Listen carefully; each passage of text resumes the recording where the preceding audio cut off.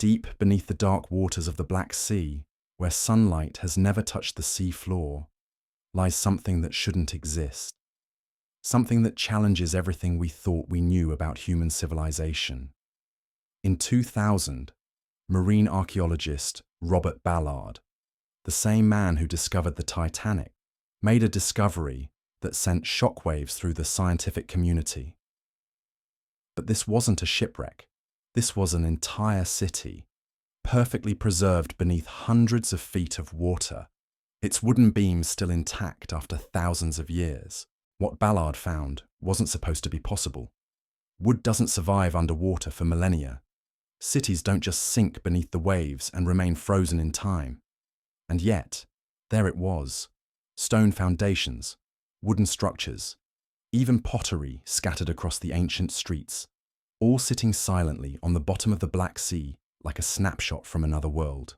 But here's where it gets really strange. The carbon dating results came back, and they pointed to something that made archaeologists around the world stop what they were doing and pay attention. This city was old, really old, so old that it predates most of what we call recorded history. And if the theories are correct, its destruction might have inspired one of humanity's most enduring stories, the Great Flood.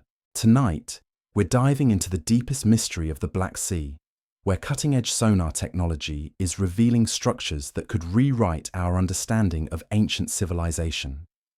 We're talking about cities that vanished beneath the waves thousands of years ago, preserved in an underwater time capsule that's only now giving up its secrets. But the more we discover, the more questions emerge. Who built these cities? How did they end up underwater? And why are some researchers whispering that what we've found so far might just be the beginning? I'm going to take you on a journey to the bottom of the Black Sea, where the water is so oxygen-starved that nothing decays, where ancient settlements sit exactly as they were left centuries ago, and where every new dive brings discoveries that challenge what we thought we knew about our past. We'll explore the cutting-edge technology being used to map these underwater ruins, examine the evidence that's making historians reconsider their timelines, and dive deep into the theories about what really happened when the Mediterranean broke through into the Black Sea basin in what might have been the most catastrophic flood in human history. But first, let me show you exactly what we're dealing with here. Because when you see these sonar images, when you understand the scale of what's been discovered, you'll realize we're not just talking about a few scattered artifacts. We're talking about an entire lost world. The Black Sea isn't like other bodies of water.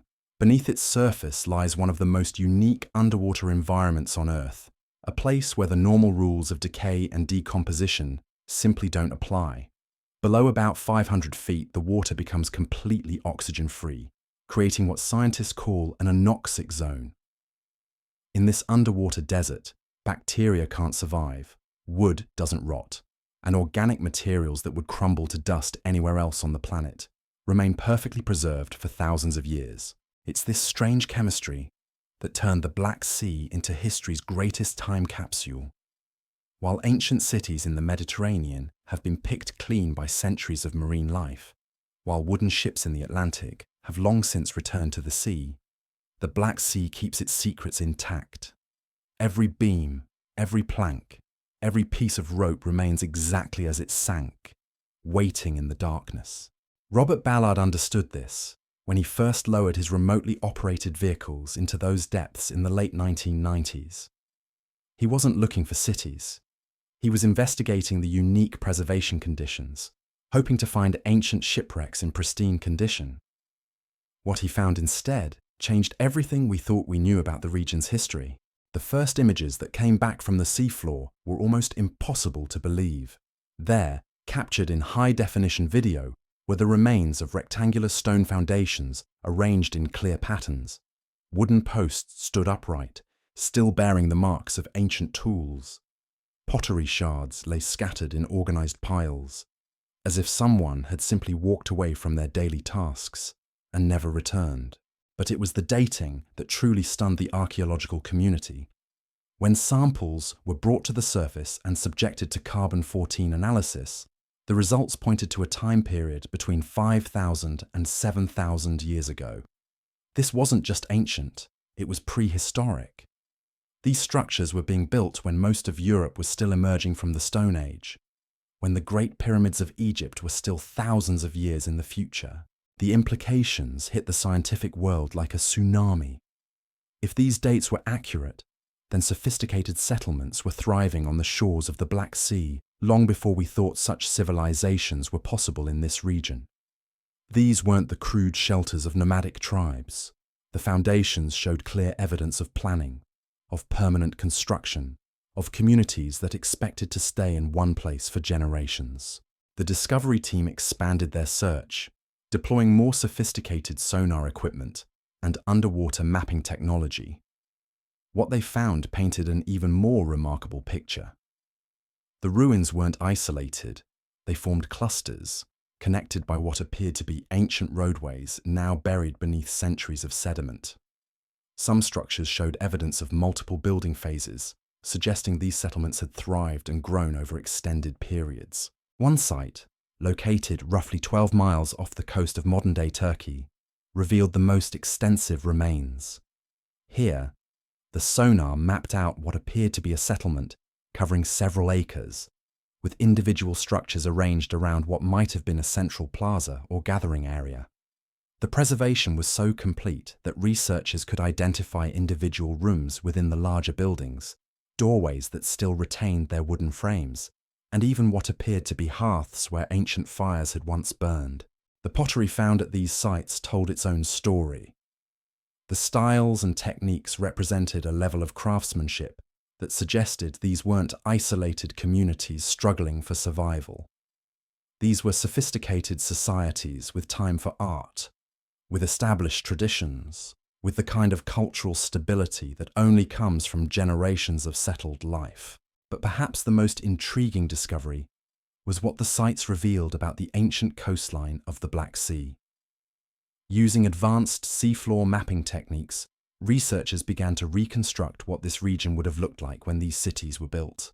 The picture that emerged was dramatically different from today's geography. 7,000 years ago, the Black Sea was smaller, shallower, and completely separated from the Mediterranean. Where today we see only water, there once stretched fertile plains, river valleys, and coastal lowlands, perfect for human settlement. The ruins that Ballard discovered weren't built underwater. They were built on dry land, along the shores of what was then a much smaller freshwater lake. This revelation led to one of the most controversial theories in modern archaeology. If these cities were built on dry land, and if they're now hundreds of feet underwater, then something catastrophic must have happened to flood the entire region. Something so massive and so sudden that entire civilizations were swallowed by the rising waters. The theory that emerged from this evidence is as compelling as it is terrifying. Around 5600 BCE, according to this hypothesis, rising sea levels caused the Mediterranean to break through the narrow land barrier that separated it from the Black Sea basin. When that barrier failed, seawater didn't just trickle in.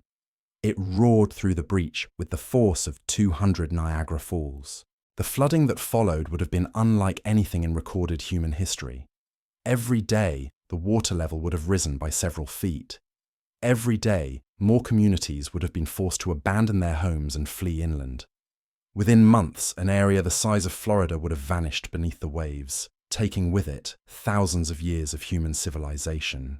The people living in these doomed settlements would have had no way to understand what was happening to them. They had no knowledge of sea levels or geological processes. All they would have known was that the water kept rising, that their world was disappearing beneath an endless flood, and that no matter how far they ran, the water followed them. This is where the story takes on an almost mythical dimension. Because if this catastrophic flooding really happened, if entire civilizations really were wiped out by rapidly rising waters around 5600 BCE, then the survivors would have carried stories of this disaster with them as they fled to higher ground. They would have passed these stories down through generations, transforming historical memory into legend, fact into myth. Could the Great Flood described in the Epic of Gilgamesh, in the Bible, and in dozens of other ancient traditions around the world, be cultural memories of this actual event? Could the story of Noah's Ark be a distorted echo of families fleeing the catastrophic flooding of the Black Sea basin? The timing certainly fits, and the scale of the disaster would have been exactly the kind of world-ending catastrophe that ancient peoples would remember and retell for thousands of years. But the evidence beneath the Black Sea suggests something even more intriguing. The settlements that have been discovered weren't primitive villages that could be easily abandoned. These were established communities with permanent architecture, sophisticated pottery, and clear evidence of long-term occupation. The people who built them weren't nomads who could simply pack up and move. They were farmers and craftspeople whose entire way of life was tied to specific locations. When the waters came, these communities would have faced an impossible choice: abandon everything they had built over generations, or try to fight the rising flood. The archaeological evidence suggests that many chose to stay until the very last moment. The way artifacts are scattered across the sites, the fact that so many everyday objects were left behind, points to communities that were overwhelmed by the speed of the disaster. Recent advances in underwater archaeology are revealing even more about these lost civilizations. High-resolution sonar systems can now create three-dimensional maps of the seafloor with extraordinary detail, allowing researchers to study ancient structures without disturbing them. These maps are revealing features that earlier expeditions missed: smaller buildings, possible defensive walls, and what might be harbour facilities along the ancient shoreline. The preservation conditions in the Black Sea's anoxic depths mean that future discoveries could be even more remarkable. Unlike terrestrial archaeological sites, where organic materials have long since decayed, the Black Sea sites might still contain wooden tools, textile fragments, even preserved food remains. Each dive brings the possibility of discoveries that could revolutionize our understanding of prehistoric European civilization. One of the most exciting recent developments is the discovery of what appears to be a second cluster of ruins, this one located off the coast of Bulgaria. Early sonar surveys suggest structures that are even older and potentially larger than the Turkish sites. If confirmed, this would indicate that the pre-flood Black Sea supported not just isolated settlements, but an entire network of interconnected communities. The technology being used to explore these sites is advancing rapidly. New underwater rovers equipped with advanced cameras and sampling equipment can spend weeks on the seafloor, methodically documenting every artifact and structural detail. Satellite imagery and advanced sonar mapping are identifying potential new sites faster than research teams can investigate them. But perhaps the most intriguing aspect of these discoveries is what they suggest about the sophistication of these ancient peoples. The settlements show clear evidence of urban planning, with structures arranged according to apparent design principles. The pottery and tools represent advanced manufacturing techniques. Most remarkably, some sites show evidence of multiple building phases, suggesting communities that thrived and grew over centuries before the flood destroyed them. This challenges our basic assumptions about prehistoric European civilization. We've long thought of this period as a time when human societies were just beginning to develop agriculture and permanent settlements. The Black Sea discoveries suggest that some communities had already achieved levels of sophistication that we didn't think were possible for thousands of years later. The implications extend far beyond archaeology. If these sites are as old and as sophisticated as they appear, then we need to reconsider our entire timeline of human cultural development. We need to ask whether other underwater sites around the world might be hiding similar secrets, whether other ancient floods might have erased civilizations we never knew existed. And that's just the beginning of what these underwater ruins are telling us about our past. The evidence emerging from the Black Sea's depths is forcing archaeologists to confront an uncomfortable truth. We might have been wrong about almost everything. For decades, textbooks have taught us that complex civilizations emerge gradually, that sophisticated settlements develop slowly over thousands of years, that prehistoric peoples were simple hunter-gatherers, struggling to master basic agriculture. But the ruins on the Black Sea floor tell a different story entirely. Consider what we're actually looking at here. These aren't crude stone circles or primitive fire pits. The structural remains show evidence of advanced construction techniques, mortise and tenon joints in wooden beams, carefully fitted stone foundations, even what appears to be sophisticated drainage systems. The level of craftsmanship rivals buildings constructed thousands of years later in supposedly more advanced civilizations. Dr. Frederick Hebert, the National Geographic archaeologist who has led many of the recent expeditions, puts it bluntly. What we're seeing challenges the fundamental narrative of how civilization developed in this region. These people weren't primitive. They weren't just figuring out agriculture. They were building permanent settlements with a level of sophistication that suggests generations of accumulated knowledge and cultural development. The pottery alone is revolutionizing our understanding of prehistoric European culture. The ceramics recovered from these sites displayed decorative patterns and manufacturing techniques that archaeologists previously thought didn't appear in this region until much later periods. Some vessels show evidence of specialized firing techniques that require sophisticated kilns and precise temperature control. Others bear decorative motifs that suggest contact with distant cultures, implying trade networks that spanned vast distances. But it's the organic materials that are providing the most shocking revelations. In 2017, researchers recovered wooden artifacts that retained tool marks so precise they could identify the specific types of implements used in their construction. The wood showed evidence of seasoning techniques, methods of preparing timber that weren't supposed to be known in Europe for another 2,000 years. Even more remarkably, some wooden posts showed evidence of joinery techniques that allowed for the construction of multi-story structures. The implications are staggering. If these communities were building multi-story wooden buildings 7,000 years ago, if they had mastered sophisticated carpentry and pottery techniques, if they had established trade networks and urban planning principles, then our entire understanding of prehistoric European civilization needs to be rewritten. Recent discoveries are making this picture even more complex. In 2019, a team from the University of Pennsylvania discovered what appears to be a workshop area in one of the Bulgarian sites. The seafloor here is littered with what can only be described as an ancient industrial complex, areas where stone tools were manufactured, where pottery was fired, where metalworking appears to have taken place. The scale and organization suggest not just individual craftspeople, but specialized production facilities. The metalworking evidence is particularly intriguing. While no metal artifacts have been recovered, metal corrodes even in the anoxic depths of the Black Sea.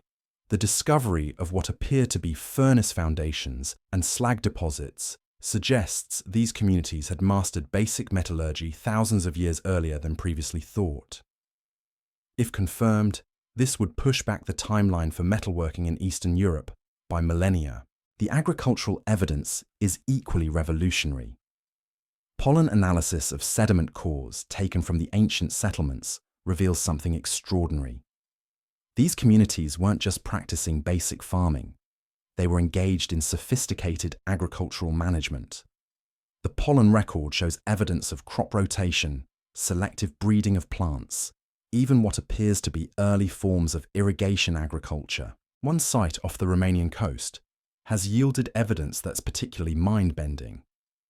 Here, researchers have identified what appears to be terraced farming areas, agricultural terraces that would have maximized arable land on hillsides overlooking the ancient lake. The engineering required to construct and maintain such systems suggests not just agricultural knowledge, but advanced understanding of hydrology and soil management. The social implications of these discoveries are just as profound as the technological ones. The scale and organization of these settlements suggest complex social structures. Communities large enough to support specialized craftspeople, organized enough to plan and execute large construction projects, stable enough to invest in permanent infrastructure that would serve future generations. Some sites show evidence of what archaeologists are carefully calling monumental architecture, structures that served no obvious practical purpose but required significant community resources to construct. These might be early temples, community gathering spaces, or ceremonial centers. Whatever their purpose, they represent communities sophisticated enough to devote resources to projects beyond basic survival. The discovery that's causing the most excitement among researchers is what appears to be a harbor complex at one of the Turkish sites. Using advanced sonar mapping, the team has identified what looks like artificial modifications to the ancient shoreline, stone structures that could only have been built to facilitate boat traffic. If confirmed, this would provide evidence of not just sophisticated communities, but communities engaged in regular water-based trade and transportation. The boats themselves present another fascinating puzzle. While no complete vessels have been recovered, researchers have found wooden fragments that appear to come from constructed boats rather than simple dugout canoes. The wood shows evidence of advanced boat-building techniques, overlapping planks, complex joinery, even what might be evidence of sails or other propulsion systems beyond simple paddling. This maritime evidence is crucial because it suggests these communities weren't isolated settlements struggling in wilderness areas. They were part of networks, connected to other communities through regular trade and communication. The Black Sea Basin, before the Great Flood, would have been dotted with settlements all in contact with each other, sharing technologies and cultural developments. The flood that destroyed this world becomes even more tragic when viewed in this context. We're not talking about scattered primitive villages being overwhelmed by rising water.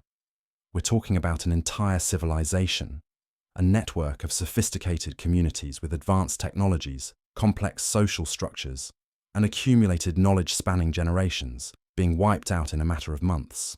The human cost would have been staggering. Thousands of people would have watched their entire world disappear beneath the waves. Generations of accumulated knowledge would have been lost. Technological innovations that had taken centuries to develop would have vanished overnight. The survivors who fled to higher ground would have carried only what they could carry, leaving behind libraries worth of practical knowledge embedded in their destroyed communities. But some of that knowledge would have survived in the minds of the refugees. The techniques for advanced pottery making, the principles of sophisticated construction, the agricultural innovations, all of this would have traveled with the survivors as they established new communities in unflooded areas. This could explain why we see sudden leaps in technological sophistication in various European cultures around 5,000 years ago. These weren't independent innovations. They were recovered knowledge, techniques preserved by flood survivors and gradually reintroduced to their new communities. The genetic evidence is starting to support this theory. Recent studies of ancient DNA from European populations show evidence of significant population movements around the time of the proposed Black Sea flood. Communities that had been genetically isolated for thousands of years suddenly show evidence of mixing with populations from the Black Sea region. This is exactly what we'd expect to see if large numbers of refugees had fled the flooded basin and integrated with existing communities across Europe. The linguistic evidence is equally compelling. Many European languages contain words for advanced technologies and concepts that appear to derive from much older root languages. Some linguists now theorize that these linguistic fossils might be remnants of the languages spoken by the pre-flood Black Sea civilizations, preserved in the vocabularies of refugee populations and gradually absorbed into later European language families. Archaeological sites across Europe are being re-examined in light of these discoveries. Settlements that were previously thought to represent local innovations are now being studied for possible connections to Black Sea refugee populations. In several cases, the evidence is striking. Sudden appearances of advanced construction techniques, sophisticated pottery styles, and agricultural innovations that seem to have no local developmental history. The timeline of European civilization is being quietly rewritten. What we once saw as a gradual progression from simple to complex is now looking more like a story of recovery. Advanced civilizations destroyed by catastrophic flooding, their survivors spreading across Europe and gradually rebuilding what had been lost. The primitive peoples of prehistoric Europe may have been anything but primitive. They may have been the inheritors of knowledge from one of humanity's first great civilizations, and we're only beginning to understand what that civilization accomplished. Every new dive into the Black Sea's depths brings fresh discoveries. Every advancement in underwater archaeology reveals new details about these lost communities. The picture that's emerging is of a world that was far more sophisticated, far more connected, and far more advanced than anything we previously imagined. But perhaps the most important revelation is this. If one great civilization could vanish so completely beneath the waves, if thousands of years of human achievement could be erased by a single catastrophic event, then how many other lost worlds might be waiting discovery in the depths of the world's oceans? The Black Sea may not be unique. It may be just the first of many underwater time capsules that will force us to completely reimagine the story of human civilization. The technology exists now to explore these possibilities. Advanced sonar systems can map underwater terrain with unprecedented precision. Underwater rovers can spend months on the seafloor documenting discoveries without human divers ever getting wet. Satellite imagery can identify potential underwater archaeological sites from space. We have the tools to rewrite history. We just need the courage to look beneath the waves. And that's exactly what researchers are planning to do next. The next phase of Black Sea exploration is already underway, and what researchers are planning will make previous discoveries look like mere appetizers. In 2023, an international consortium of marine archaeologists, funded by the European Union and private foundations, launched the most ambitious underwater archaeological project in history. They're calling it the Deep Black Sea Survey, and its scope is breathtaking. Using a fleet of autonomous underwater vehicles equipped with the latest in artificial intelligence and machine learning capabilities, the survey aims to map every square kilometre of the Black Sea floor that could potentially harbour human settlements. These aren't the simple sonar systems of the past. These are AI-driven exploration platforms that can identify potential archaeological sites, analyse them in real time, and even make preliminary assessments about their age and significance without human intervention. The preliminary results from just the first 6 months of operation have left the archaeological community speechless. The AI systems have identified over 400 potential sites of interest scattered across the Black Sea floor. That's not 400 artifacts or 400 individual ruins. That's 400 separate locations that show the characteristic signatures of human construction and habitation. Dr. Marina Kozlova, the project's lead marine archaeologist, describes the implications in stark terms. We're not looking at scattered settlements anymore. We're looking at what appears to be an entire submerged landscape of human civilization. The density of sites suggests a level of population and development that we never imagined existed in prehistoric Europe. The most startling discovery came in late 2023, when the survey identified what appears to be a massive structure roughly 30 miles off the coast of Georgia. The sonar signatures suggest something unprecedented, a complex covering nearly 15 acres, with what appear to be multiple levels of construction rising from the sea floor. The structure shows geometric patterns so regular and sophisticated that some researchers are hesitant to even speculate about its original purpose. Initial imaging reveals what looks like a central courtyard, surrounded by multiple rings of buildings, connected by radial pathways that extend outward like spokes of a wheel. The precision of the layout suggests not just advanced planning, but mathematical understanding that rivals the greatest achievements of later civilizations. Some of the individual structures within the complex appear to be massive, building foundations that would have supported structures several stories tall. But it's the defensive features that are causing the most excitement among researchers. The complex appears to be surrounded by what can only be described as fortification walls, massive stone barriers that would have protected the central area from attack. The implications are staggering. These weren't peaceful farming communities that happened to get caught in a flood. These were sophisticated urban centers with the kind of defensive architecture that suggests organized warfare, territorial control, and complex political structures. The dating evidence from preliminary samples taken at the Georgian site is pushing the timeline back even further. Carbon dating of organic materials embedded in the structure foundations suggests construction began as early as 8,000 years ago, making this complex older than Stonehenge, older than the earliest Egyptian pyramids, older than any sophisticated architecture previously known in Europe. The team has also made discoveries that challenge our understanding of prehistoric technology. In several locations, they found evidence of what appears to be sophisticated water management systems. Not just simple drainage, but complex networks of channels, reservoirs, and what might even be primitive aqueducts. The engineering knowledge required to design and construct such systems suggests these communities had mastered hydraulic principles that weren't supposed to be understood for thousands of years. One site off the Bulgarian coast has yielded evidence that's particularly mind-bending. Here, researchers have discovered what appears to be a prehistoric industrial district. The seafloor is littered with the remains of workshops, furnaces, and what can only be described as primitive factories. The scale of production suggested by these facilities implies not just local craftsmanship, but mass production for trade with distant communities.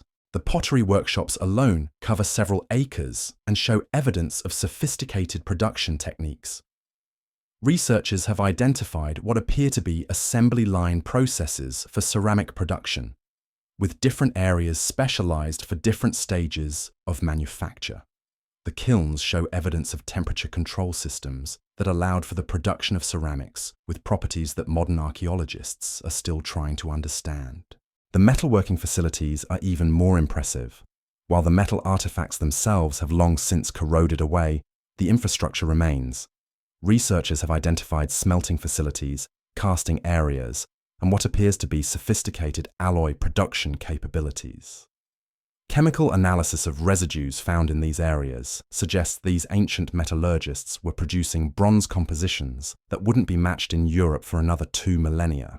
But perhaps the most significant discovery has been the evidence of long-distance trade networks. Artifacts found at various Black Sea sites show clear evidence of materials that could only have come from hundreds or even thousands of miles away.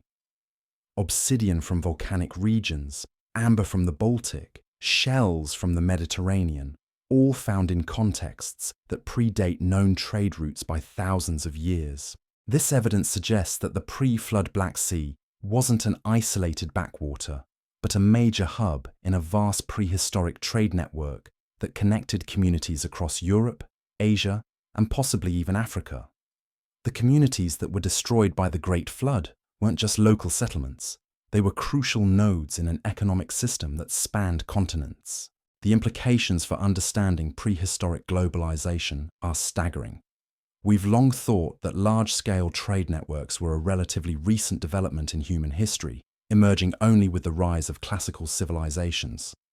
The Black Sea evidence suggests that sophisticated commercial relationships existed thousands of years earlier, connecting communities across vast distances in ways we never imagined.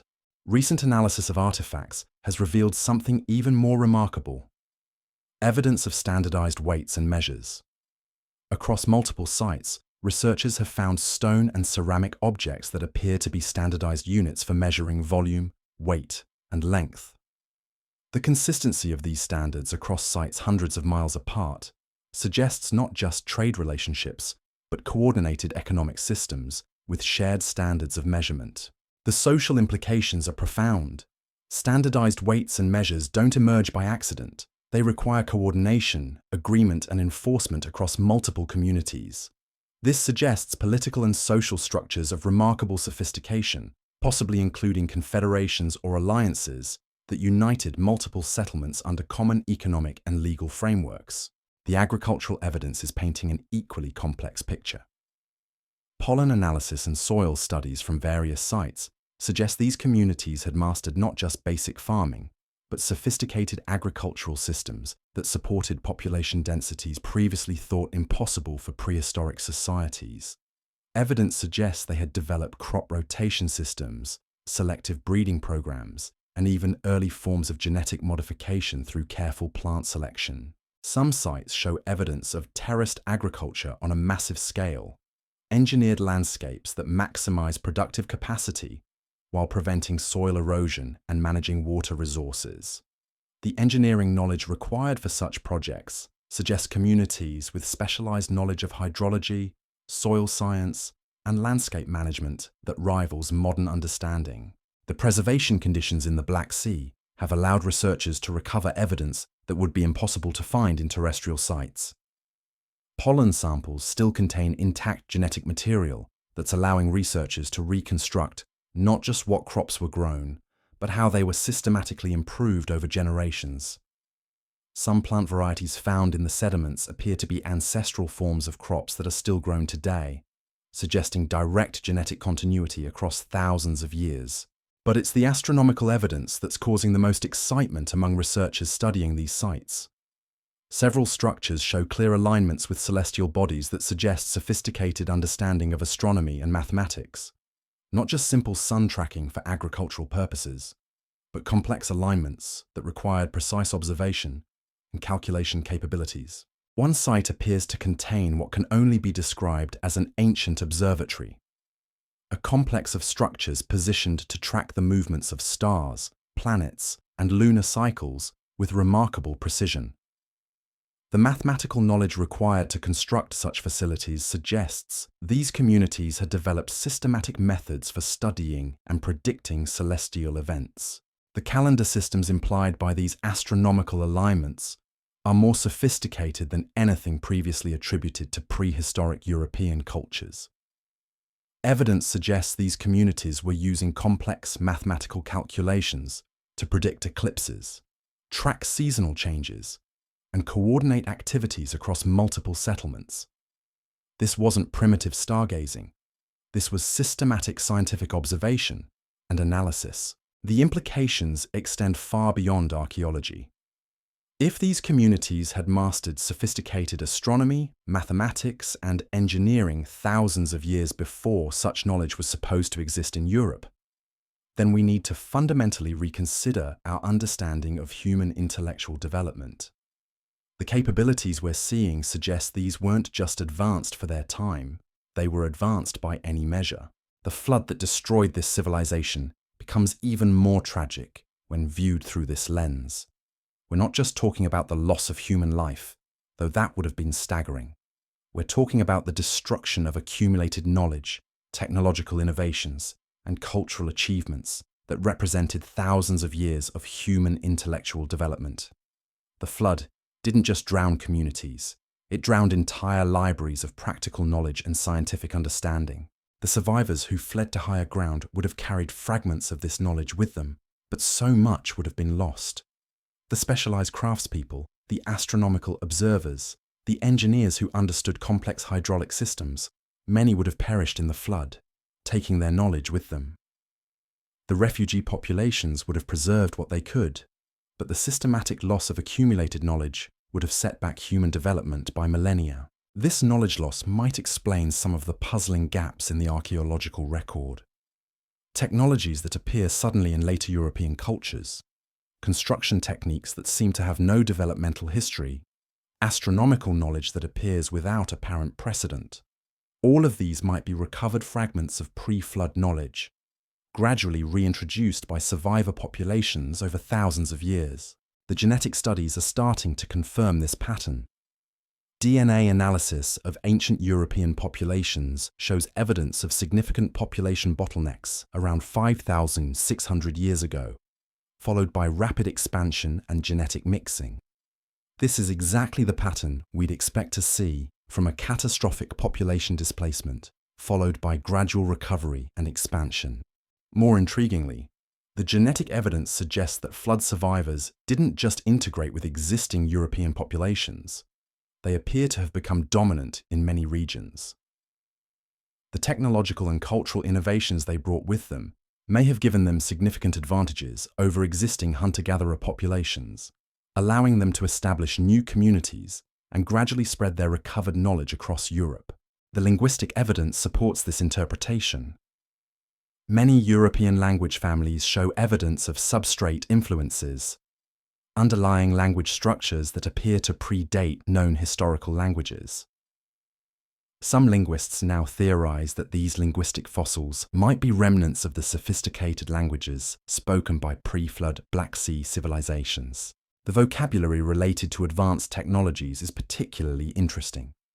Words for complex construction techniques, sophisticated crafts, and astronomical concepts often show etymological roots that seem much older than the historical contexts in which they appear. These might be linguistic survivals from the lost civilizations of the Black Sea, preserved in refugee populations and gradually integrated into later European languages. The implications go far beyond Europe. Similar underwater sites have been identified in other parts of the world, off the coasts of India, in the Persian Gulf, even along the continental shelves of the Americas. The technology that's revealing the secrets of the Black Sea can be applied anywhere, and preliminary surveys are already identifying potential sites that could harbour equally remarkable discoveries. The possibility that multiple advanced civilizations were destroyed by post-glacial flooding around the same time period is forcing archaeologists to reconsider the entire narrative of human development. Instead of a gradual progression from simple to complex, we might be looking at a pattern of rise, catastrophic destruction, and gradual recovery that has repeated multiple times in human history. The Black Sea discoveries are just the beginning of what promises to be a complete revolution in our understanding of prehistoric human civilization. Every new dive brings fresh evidence of capabilities we never imagined, technologies we didn't think were possible, and social structures of remarkable sophistication. We're not just discovering lost settlements, we're discovering lost worlds, and the most exciting part is that we've barely scratched the surface. The Black Sea covers over 160,000 square miles, and less than 1% has been systematically explored for archaeological remains. If the sites discovered so far are representative of what lies hidden beneath those dark waters, then we're looking at archaeological treasures that will keep researchers busy for generations. The next phase of exploration is already being planned. Advanced underwater excavation systems that can work autonomously for months at a time. AI-driven analysis systems that can process archaeological data faster than human researchers ever could. Even more sophisticated dating techniques that will allow precise chronological placement of discoveries. The tools exist now to unlock secrets that have been hidden for thousands of years. But perhaps the most important implication of these discoveries is what they tell us about human resilience and adaptability. The civilizations that built these remarkable settlements didn't just survive in a challenging environment. They thrived, they innovated, they created works of lasting beauty and sophistication. Even when catastrophic floods destroyed everything they had built, the survivors carried their knowledge forward, preserving what they could and gradually rebuilding what had been lost. In a world facing its own environmental challenges, there's something both humbling and inspiring about these ancient communities.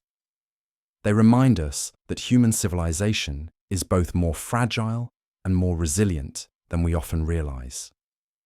Catastrophic events can destroy the accumulated achievements of thousands of years in a matter of months.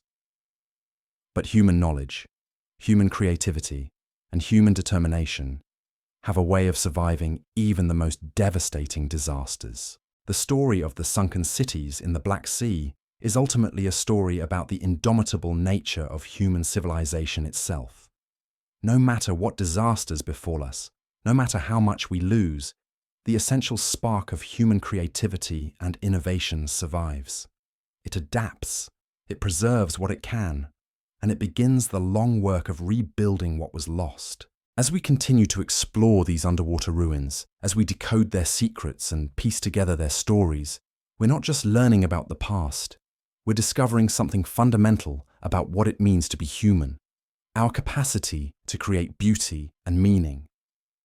Even in the face of overwhelming challenges, our ability to preserve knowledge across generations, and our determination to rebuild no matter how much we've lost.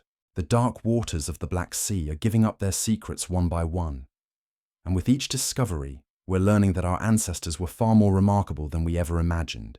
The deeper researchers dive into these underwater ruins, the more they realize they're confronting evidence that could shatter our most basic assumptions about human history.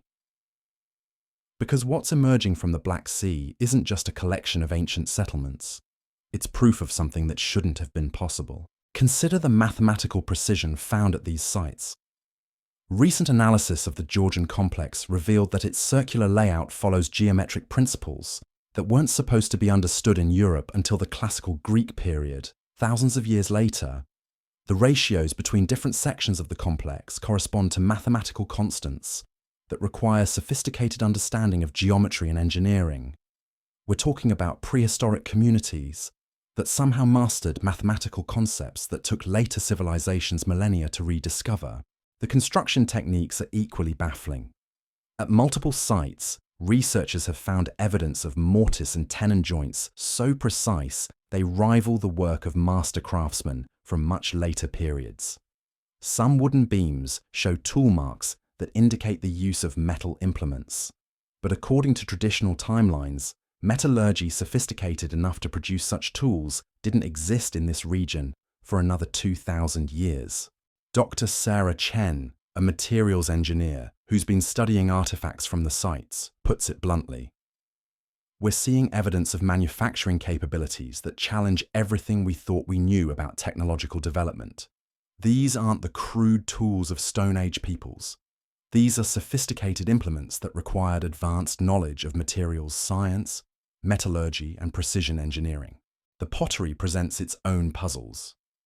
Chemical analysis reveals ceramic compositions that shouldn't have been possible with the clay sources available in the region. Somehow, these ancient potters were mixing materials from different geographical areas to create ceramics with properties that modern manufacturers struggle to replicate. Some vessels show evidence of firing temperatures that require kiln designs more sophisticated than anything found in Europe for thousands of years afterward. But it's the evidence of systematic knowledge preservation that's truly revolutionary. At several sites, researchers have discovered what can only be described as ancient libraries, not books, obviously, but organized collections of clay tablets, carved stones, and other information storage systems. The symbols and markings on these artifacts suggest these communities had developed sophisticated writing systems thousands of years before writing was supposed to exist in this part of the world. The implications are staggering. If these civilizations had developed writing, mathematics, advanced construction techniques, and sophisticated trade networks 7,000 years ago, then our entire understanding of human cultural evolution needs to be thrown out the window. We're not looking at primitive peoples who happen to build some impressive structures. We're looking at advanced civilizations that had accumulated knowledge and cultural achievements that rival anything from the classical world. The flood that destroyed these communities becomes even more tragic when viewed through this lens. Imagine if a catastrophic event suddenly wiped out all of modern civilization. Not just the buildings and infrastructure, but the accumulated knowledge of thousands of years of scientific and cultural development. That's essentially what happened when the Mediterranean broke through into the Black Sea basin. Entire libraries of practical knowledge vanished beneath the waves in a matter of months. The survivors who fled to higher ground would have been refugees in the truest sense, not just displaced from their homes, but cut off from the knowledge systems that had taken their civilizations thousands of years to develop. They would have carried what they could in their memories, but so much would have been lost forever. The sophisticated writing systems, the mathematical principles, the engineering knowledge, all of it would have been reduced to fragments preserved in oral tradition. This knowledge loss might explain one of the most puzzling aspects of European prehistory: the seemingly sudden appearance of advanced technologies with no apparent developmental history. Construction techniques that appear fully formed, agricultural innovations that seem to emerge from nowhere, crafts that show sophisticated understanding without evidence of gradual development. All of these might be recovered fragments of pre-flood knowledge, gradually reintroduced by survivor populations over centuries. Recent discoveries are making this picture even more complex. The AI-driven survey systems have identified what appears to be a network of connected sites stretching across the entire Black Sea basin. These aren't isolated settlements. They're part of an integrated system that suggests political and economic coordination on a scale that rivals modern nation-states. The most remarkable discovery came in early 2024, when researchers identified what appears to be a massive infrastructure project connecting multiple settlement sites. Using advanced sonar mapping, they've traced what looks like an ancient road system, not simple paths, but engineered roadways with evidence of bridges, drainage systems, and even what might be rest stations or waypoints along major routes. The scale of this infrastructure project is breathtaking. The main route appears to stretch for over 200 miles, connecting at least a dozen major settlement sites. The engineering knowledge required to plan and execute such a project suggests not just advanced technical capabilities, but sophisticated political organization. This wasn't something that could be accomplished by isolated communities. It required coordination, planning, and resource management on a massive scale. The construction techniques used in these roadways are unlike anything previously known from prehistoric Europe. Evidence suggests the use of layered construction methods, with different materials used for drainage, load-bearing, and surface layers. Some sections show evidence of sophisticated paving techniques that created smooth, durable surfaces capable of supporting heavy traffic over long periods. But perhaps most remarkably, the roadways show evidence of standardized engineering principles applied consistently across hundreds of miles. Bridge construction techniques are identical at sites separated by vast distances. Drainage systems follow the same design principles regardless of local geography. This suggests not just advanced engineering knowledge, but systematic education and training systems that could produce skilled engineers capable of working to consistent standards across an entire region. The implications for understanding prehistoric political organization are profound. Projects of this scale don't happen by accident. They require central planning, resource allocation, and the kind of administrative systems that we don't associate with prehistoric societies. These communities had developed governmental structures sophisticated enough to coordinate massive public works projects across territories that spanned hundreds of miles. The economic implications are equally staggering. Infrastructure projects of this magnitude require not just technical knowledge, but economic systems capable of supporting large-scale construction efforts over extended periods. Communities would need to be prosperous enough to divert significant resources from immediate survival needs to long-term infrastructure development. They would need trade networks sophisticated enough to move materials and specialists across vast distances. Most importantly, they would need economic planning systems capable of coordinating complex multi-year projects. Recent analysis of artifacts from various sites is revealing evidence of just such economic sophistication.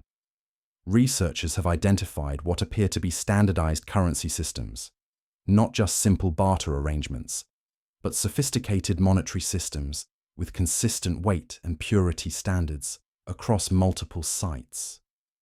Some artifacts show evidence of complex accounting systems that could track resources, labor, and finished goods across extended trade networks. The agricultural systems that supported these communities were equally advanced. Soil analysis from multiple sites reveals evidence of sophisticated crop rotation systems, selective breeding programs, and even early forms of genetic modification through careful plant selection. Some areas show evidence of terraced agriculture on such a massive scale that it would have required coordinated labor from thousands of individuals over multiple generations. The population densities suggested by these agricultural systems are remarkable. Conservative estimates suggest that some areas of the pre-flood Black Sea basin supported population densities that wouldn't be seen again in Europe until the medieval period. These weren't scattered hunter-gatherer groups. These were dense urban populations supported by intensive agricultural systems and sophisticated trade networks. The social structures required to organize and govern such populations would have been incredibly complex. Recent discoveries include what appear to be administrative centers, specialized buildings that show no evidence of residential use, but contain large quantities of record-keeping materials. These sites suggest bureaucratic systems capable of managing complex societies with specialized roles, hierarchical organization, and systematic record-keeping. The military implications of these discoveries are equally significant. The defensive structures found at multiple sites aren't simple walls or barriers. They're sophisticated fortification systems that suggest organized warfare between communities with advanced military technologies. Some fortifications show evidence of coordinated defensive strategies that would have required professional military leadership and trained fighting forces. The weapons technology suggested by artifacts from these sites is far more advanced than anything previously attributed to prehistoric European cultures.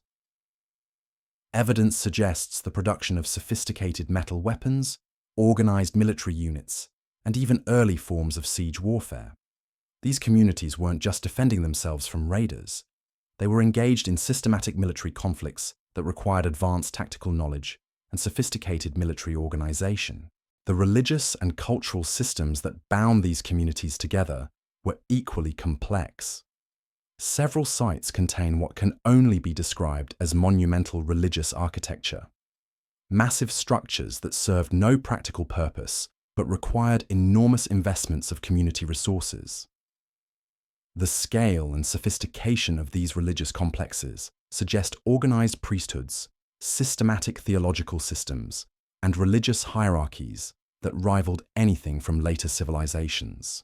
The astronomical knowledge embedded in these religious sites is particularly remarkable.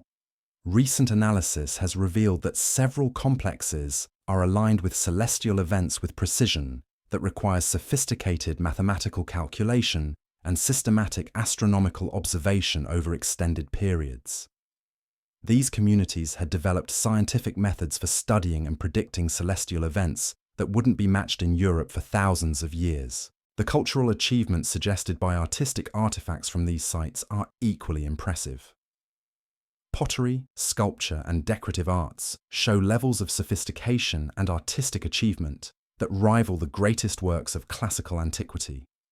These weren't utilitarian objects produced by craftspeople focused on survival. These were works of art created by communities that had achieved levels of prosperity and cultural development that allowed for pure aesthetic expression. The preservation conditions in the Black Sea have allowed researchers to recover evidence of cultural practices that would be impossible to detect in terrestrial archaeological sites. Textile fragments show evidence of sophisticated weaving techniques and artistic designs that suggest highly developed craft traditions. Even more remarkably, some organic materials have preserved evidence of complex dyeing techniques that produced colors and patterns of remarkable beauty and sophistication. The musical instruments recovered from various sites suggest cultural traditions of remarkable complexity. Not simple drums or flutes, but sophisticated stringed and wind instruments that required advanced understanding of acoustics and materials science. The craftsmanship evident in these instruments suggests musical traditions that were central to community life and cultural identity. The games and recreational artifacts found at multiple sites reveal communities that had achieved levels of prosperity that allowed for leisure activities and entertainment. Board games, sporting equipment, and toys show sophisticated understanding of mathematics, physics, and human psychology. These communities weren't just surviving, they were thriving in ways that allowed for cultural development and intellectual achievement. But perhaps the most remarkable discovery has been evidence of systematic education systems. Several sites contain what appear to be schools or training facilities, specialized buildings designed for teaching and learning rather than production or residence. The organization of these facilities suggests systematic curricula, specialized teachers, and educational programs that could produce skilled craftspeople, administrators, and religious leaders. The knowledge preservation systems found at these sites are particularly impressive. Evidence suggests these communities had developed methods for storing and transmitting complex information across generations that went far beyond simple oral tradition. Systematic symbol systems, organizational methods for storing information, and even early forms of libraries suggest intellectual achievements that rival anything from classical antiquity. The flood that destroyed this remarkable civilization becomes even more tragic when viewed through the lens of these discoveries. We're not just talking about the loss of human life, devastating though that would have been. We're talking about the destruction of accumulated knowledge, cultural achievements, and technological innovations that represented thousands of years of human intellectual and cultural development. The survivors who fled to higher ground would have been traumatized refugees carrying fragments of one of humanity's earliest great civilizations. They would have preserved what they could, but so much would have been lost forever. The systematic knowledge that had taken generations to accumulate, the cultural traditions that had bound communities together, the technological innovations that had enabled remarkable achievements. All of it would have been reduced to scattered memories in the minds of displaced survivors. The process of cultural recovery would have taken centuries. Refugee populations would have had to integrate with existing communities, adapting their preserved knowledge to new environments and social structures. Some innovations would have been successfully transmitted. Others would have been lost forever. The gradual reintroduction of recovered knowledge might explain many of the puzzling developments in later European prehistory, but the most important lesson from these discoveries might be about human resilience and adaptability. Even in the face of catastrophic destruction, even when entire civilizations are wiped out by forces beyond human control, the essential spark of human creativity and innovation survives. Knowledge is preserved, cultural traditions are maintained, and the long work of rebuilding begins. The dark waters of the Black Sea have preserved more than ancient artifacts and architectural remains. They've preserved evidence of human achievement, creativity, and resilience that spans thousands of years. Every new discovery adds another piece to a puzzle that's revealing our ancestors to have been far more remarkable, far more sophisticated, and far more resilient than we ever imagined. And we're still just at the beginning of understanding what these underwater ruins have to tell us about our past. The evidence emerging from these underwater excavations is forcing us to confront a possibility that makes most archaeologists deeply uncomfortable. What if the Great Flood that destroyed these Black Sea civilizations wasn't an isolated event?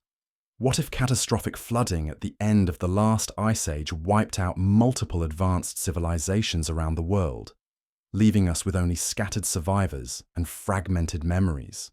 Consider this. Sea levels rose by over 400 feet as the last ice age ended. Vast coastal plains that had been home to human communities for thousands of years vanished beneath the waves. The most fertile, most habitable land on Earth, the river deltas, coastal lowlands, and continental shelves where civilizations naturally develop, all of it disappeared under hundreds of feet of water in a geological instant. We've been looking for the origins of human civilization in all the wrong places. We've been digging in the highlands, in the deserts, in the places that remained above water after the Great Melt. But the real centers of ancient human achievement may be lying on the ocean floor, in the drowned river valleys and submerged coastal plains that once supported thriving communities. The technology now exists to test this theory. Advanced underwater survey systems, AI-driven archaeological analysis, and deep-sea exploration capabilities that were pure science fiction just a decade ago are now being deployed in oceans around the world. And the preliminary results are staggering. Off the coast of India, researchers have identified massive stone structures beneath 120 feet of water that show the same kind of sophisticated planning found in the Black Sea sites. In the Persian Gulf, sonar surveys have revealed what appears to be an entire submerged landscape of human settlements, complete with roads, buildings, and harbour facilities. Even off the coast of Japan, underwater archaeologists are finding evidence of construction techniques and architectural sophistication that predates known Japanese civilization by thousands of years. The pattern is becoming clear. Wherever researchers look in the shallow seas that once were dry land, They're finding evidence of human habitation that's far older and far more sophisticated than traditional archaeology suggests should be possible. We're not talking about isolated anomalies anymore. We're looking at what appears to be a global pattern of advanced prehistoric civilizations that were destroyed by rising sea levels and preserved in underwater time capsules. The implications are breathtaking. If advanced civilizations were thriving on now submerged coastal plains around the world 10,000 years ago, then everything we think we know about the development of human culture needs to be reconsidered.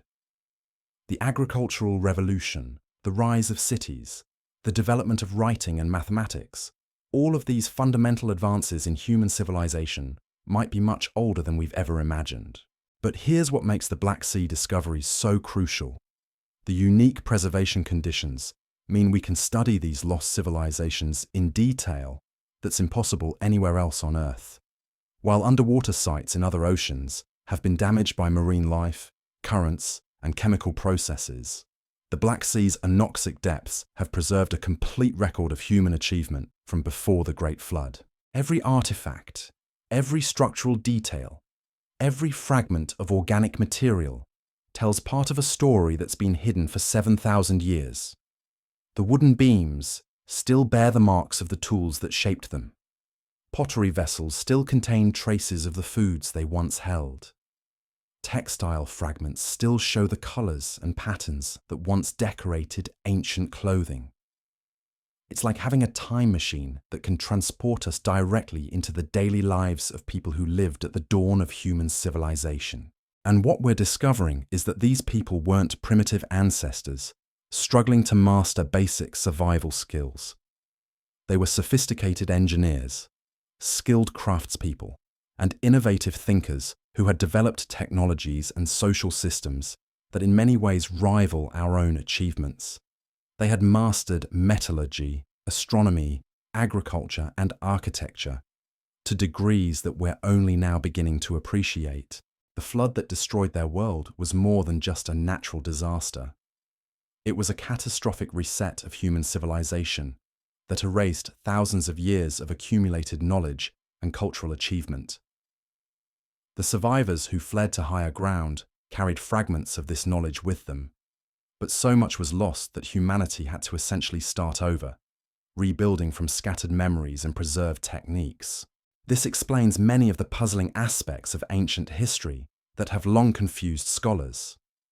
Why do so many advanced technologies seem to appear suddenly in the archaeological record with no apparent developmental history? Why do ancient myths from around the world share remarkably similar stories of great floods and lost golden ages? Why do we find evidence of sophisticated astronomical knowledge and mathematical understanding in cultures that supposedly had no contact with each other? The answer may be that these weren't independent developments at all. They were recovered fragments of pre-flood knowledge, preserved by survivor populations, and gradually reintroduced as human civilization slowly rebuilt what had been lost. The ancient world may have been far more connected, far more advanced, and far more sophisticated than we've ever dared to imagine. The genetic evidence is starting to support this interpretation. DNA studies of ancient human populations show evidence of significant population bottlenecks around 10,000 years ago, followed by rapid expansion and genetic mixing. This is exactly the pattern we'd expect to see from catastrophic population displacements caused by massive flooding, followed by gradual recovery and expansion as survivor populations established new communities. The linguistic evidence is equally compelling. Many of the world's language families show evidence of ancient connections that can't be explained by known historical contact. Deep structural similarities between languages separated by vast distances suggest they may share common roots that go back much further than previously thought. These linguistic fossils might be remnants of the sophisticated languages spoken by pre-flood civilizations, preserved in scattered survivor populations and gradually evolving into the language families we know today. But perhaps the most intriguing evidence comes from the myths and legends themselves. When you strip away the supernatural elements and look at the core narratives, flood myths from around the world describe remarkably similar events. Advanced civilizations destroyed by rising waters, survivors fleeing to higher ground, knowledge and wisdom preserved by a chosen few who rebuild civilization after the waters recede. These aren't just random stories created to explain natural phenomena. They're cultural memories of actual events, passed down through thousands of years of oral tradition.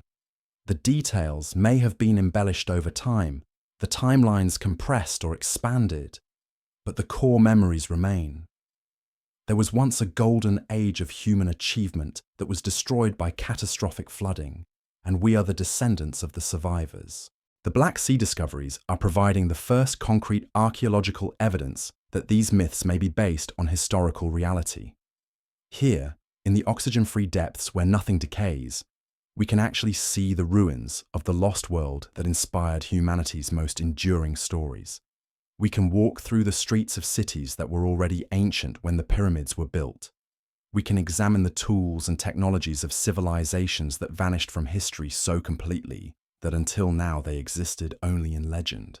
But we're also discovering that the story is far from over. The communities that built these remarkable settlements didn't just disappear when the waters rose. Their descendants are still with us, carrying fragments of ancient knowledge in their genes, their languages, and their cultural traditions. Every time we make a new discovery about human capabilities, every time we uncover evidence of ancient achievements that seem impossibly advanced for their time, we may be rediscovering wisdom that was never truly lost, just hidden beneath the waves. The exploration of the Black Sea's underwater ruins is revealing more than just archaeological artifacts. It's uncovering a hidden chapter of human history that forces us to reconsider everything we thought we knew about our origins, our capabilities, and our resilience in the face of catastrophic change. In these dark waters, preserved in perfect silence for thousands of years, lies proof that human civilization is both more fragile and more enduring than we ever imagined. The cities may have drowned, but the human spirit that built them lives on. The knowledge may have been scattered, but it was never completely lost. The civilizations may have fallen, but from their ruins, new ones always rise. That's the real lesson of the sunken cities in the Black Sea. No matter what disasters befall us, no matter how much we lose, the essential spark of human creativity and determination always finds a way to survive. And in the depths of the Black Sea, that spark still burns, waiting in the darkness to illuminate secrets we've only just begun to discover. Every dive brings us closer to understanding not just who we were, but who we might become again. The most recent discoveries from the Black Sea depths have revealed something that's making even the most skeptical researchers reconsider their fundamental assumptions about prehistoric human capabilities. In late 2024, the Deep Black Sea Survey's autonomous underwater vehicles identified what can only be described as an ancient port facility of staggering sophistication. Located off the coast of modern-day Turkey, the structure spans nearly 8 acres and shows evidence of engineering principles that weren't supposed to exist in Europe for thousands of years. The harbour complex includes what appear to be breakwaters, docking facilities, and even what might be ancient dry docks for ship construction and repair. The precision of the stonework rivals anything built by classical civilizations, yet carbon dating places its construction at least 6,000 years before the rise of ancient Greece. But it's not just the scale that's remarkable. It's the evidence of systematic maritime technology that's truly revolutionary. The facility shows clear signs of having been designed for vessels much larger and more sophisticated than the simple dugout canoes traditionally associated with prehistoric societies. Anchor stones weighing several tons, mooring systems designed for ships of substantial size, and harbour engineering that could accommodate fleets of vessels all point to maritime capabilities that challenge every assumption we've made about ancient seafaring. Dr. James Morrison, a maritime archaeologist who spent the last 2 years studying the site, describes what they're finding in terms that border on the incredible. We're looking at harbour engineering that demonstrates understanding of tidal forces, wave dynamics, and structural engineering that rivals modern port facilities. These weren't people who occasionally ventured out in small boats. These were serious maritime civilizations with the technology and knowledge to build and operate substantial fleets. The ships themselves remain elusive. Wood, even in the Black Sea's preserving depths, eventually succumbs to time when it comes to complete vessels. But the infrastructure tells a story of maritime activity on a scale that would have required not just individual boats, but entire fleets of sophisticated vessels capable of carrying substantial cargo across significant distances. Recent analysis of harbour sediments has revealed traces of materials that could only have come from hundreds of miles away. Microscopic fragments of stones native to the Caucasus Mountains, mineral traces from Anatolian highlands, even pollen from plants that grew exclusively in distant river valleys, all found in sediment layers that correspond to the harbour's period of active use. This isn't evidence of occasional long-distance contact. This is proof of regular, systematic trade relationships that connected the Black Sea Basin to regions across a vast geographical area. The economic implications are staggering. Trade relationships of this magnitude require more than just the ability to build boats. They require standardized currencies, contract systems, quality control for traded goods, and the kind of commercial infrastructure that we don't associate with prehistoric societies. Yet the evidence from the harbour complex suggests all of these systems were not just present, but highly developed. The most remarkable discovery came when researchers identified what appears to be an ancient shipyard adjacent to the main harbour facility.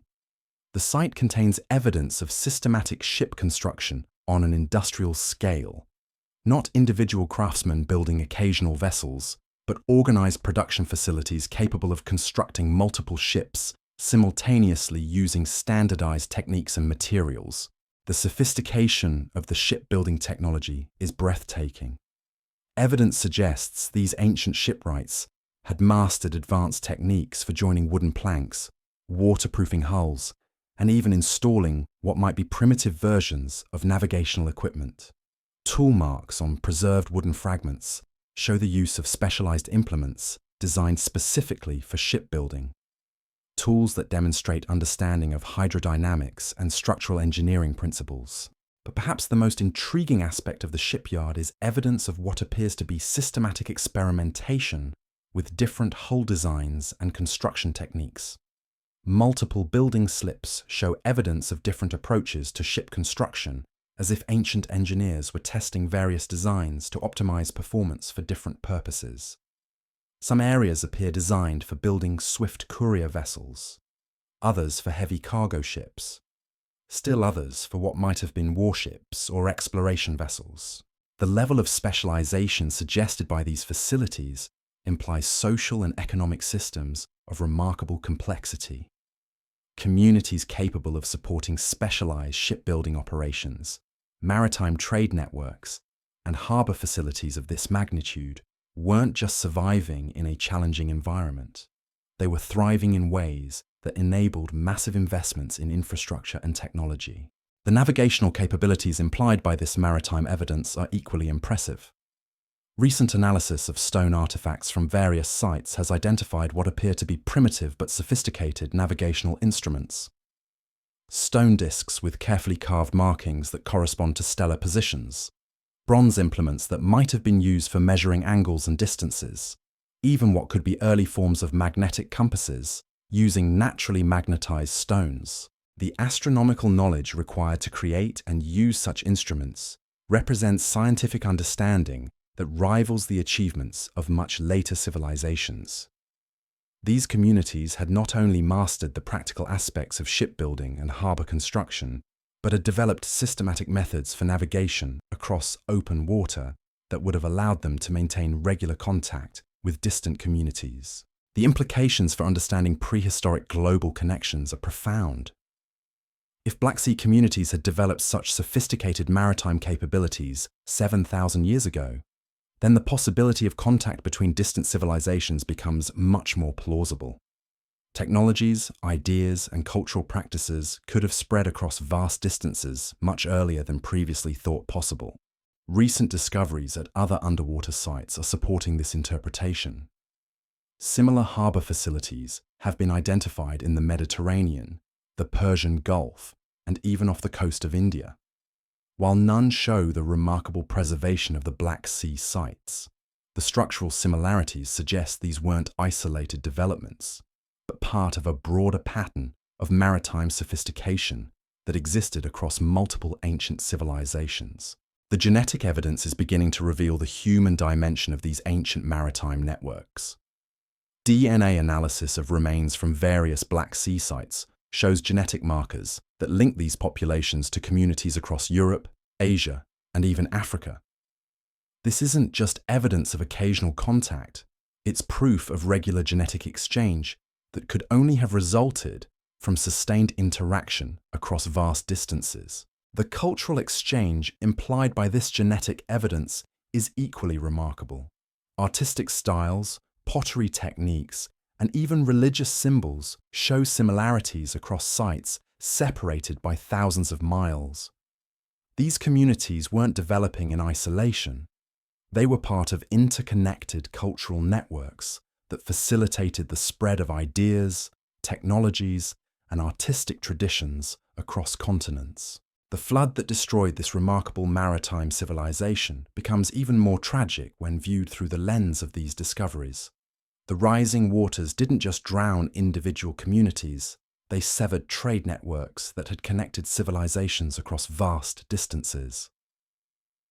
The knowledge and technology that had enabled such sophisticated maritime activities would have been scattered to the winds along with the refugee populations fleeing the flood. The recovery process would have been agonizingly slow. Communities that had once maintained regular contact across thousands of miles would have found themselves isolated, cut off from the networks that had sustained their advanced technologies. The shipbuilding knowledge, navigational techniques, and harbour engineering capabilities that had taken generations to develop would have been reduced to fragments preserved in the memories of survivors. But some of that knowledge did survive. Recent analysis of later European maritime traditions shows clear connections to technologies and techniques that appear much older than their historical contexts suggest. Advanced joinery methods, hull design principles, even navigational techniques seem to appear in European maritime traditions, with no apparent developmental history. These might be recovered fragments of pre-flood knowledge, gradually reintroduced as survivor populations rebuilt their maritime capabilities. The linguistic evidence supports this interpretation. Maritime vocabulary in many European languages shows etymological roots that seem much older than the historical contexts in which they appear. Words for sophisticated ship construction techniques, navigational concepts, and harbour facilities often derive from linguistic roots that predate known maritime cultures by thousands of years. The implications extend far beyond archaeology. If sophisticated maritime civilizations were thriving 7,000 years ago, if global trade networks existed thousands of years before we thought they were possible, then our entire understanding of prehistoric human capabilities needs fundamental revision. The communities that built these remarkable harbour facilities weren't primitive ancestors struggling with basic survival. They were accomplished engineers, skilled navigators, and successful traders who had mastered technologies that wouldn't be seen again for millennia. The preservation conditions in the Black Sea have given us an unprecedented window into capabilities that would otherwise have been lost to time. Every wooden beam still bearing ancient tool marks, every stone foundation showing evidence of precise engineering, every artifact revealing sophisticated manufacturing techniques adds another piece to a puzzle that's revealing our ancestors to have been far more remarkable than we ever imagined. The ongoing exploration of these sites continues to yield discoveries that challenge our assumptions about prehistoric human achievement. Advanced underwater excavation systems are now able to work for months at a time in the Black Sea's depths, systematically documenting every aspect of these ancient facilities with precision that would have been impossible just a few years ago. The next phase of research will focus on understanding the full extent of these maritime networks. Advanced sonar mapping is being used to trace what appear to be ancient shipping lanes, connecting various harbour facilities across the Black Sea basin. If confirmed, these routes would provide direct evidence of the systematic nature of prehistoric maritime trade and the sophisticated planning that went into maintaining regular contact between distant communities. But perhaps the most exciting aspect of these discoveries is what they suggest about human adaptability and innovation. The communities that built these remarkable maritime facilities weren't just responding to their environment, they were actively reshaping it to serve their needs. They were engineering solutions to complex problems, developing new technologies to overcome natural limitations, and creating infrastructure that could support economic and cultural networks spanning vast distances. The flood that destroyed their world couldn't destroy the human qualities that had enabled such achievements. The creativity, ingenuity, and determination that had built sophisticated harbours and enabled global trade networks survived in the hearts and minds of the refugees who fled to higher ground.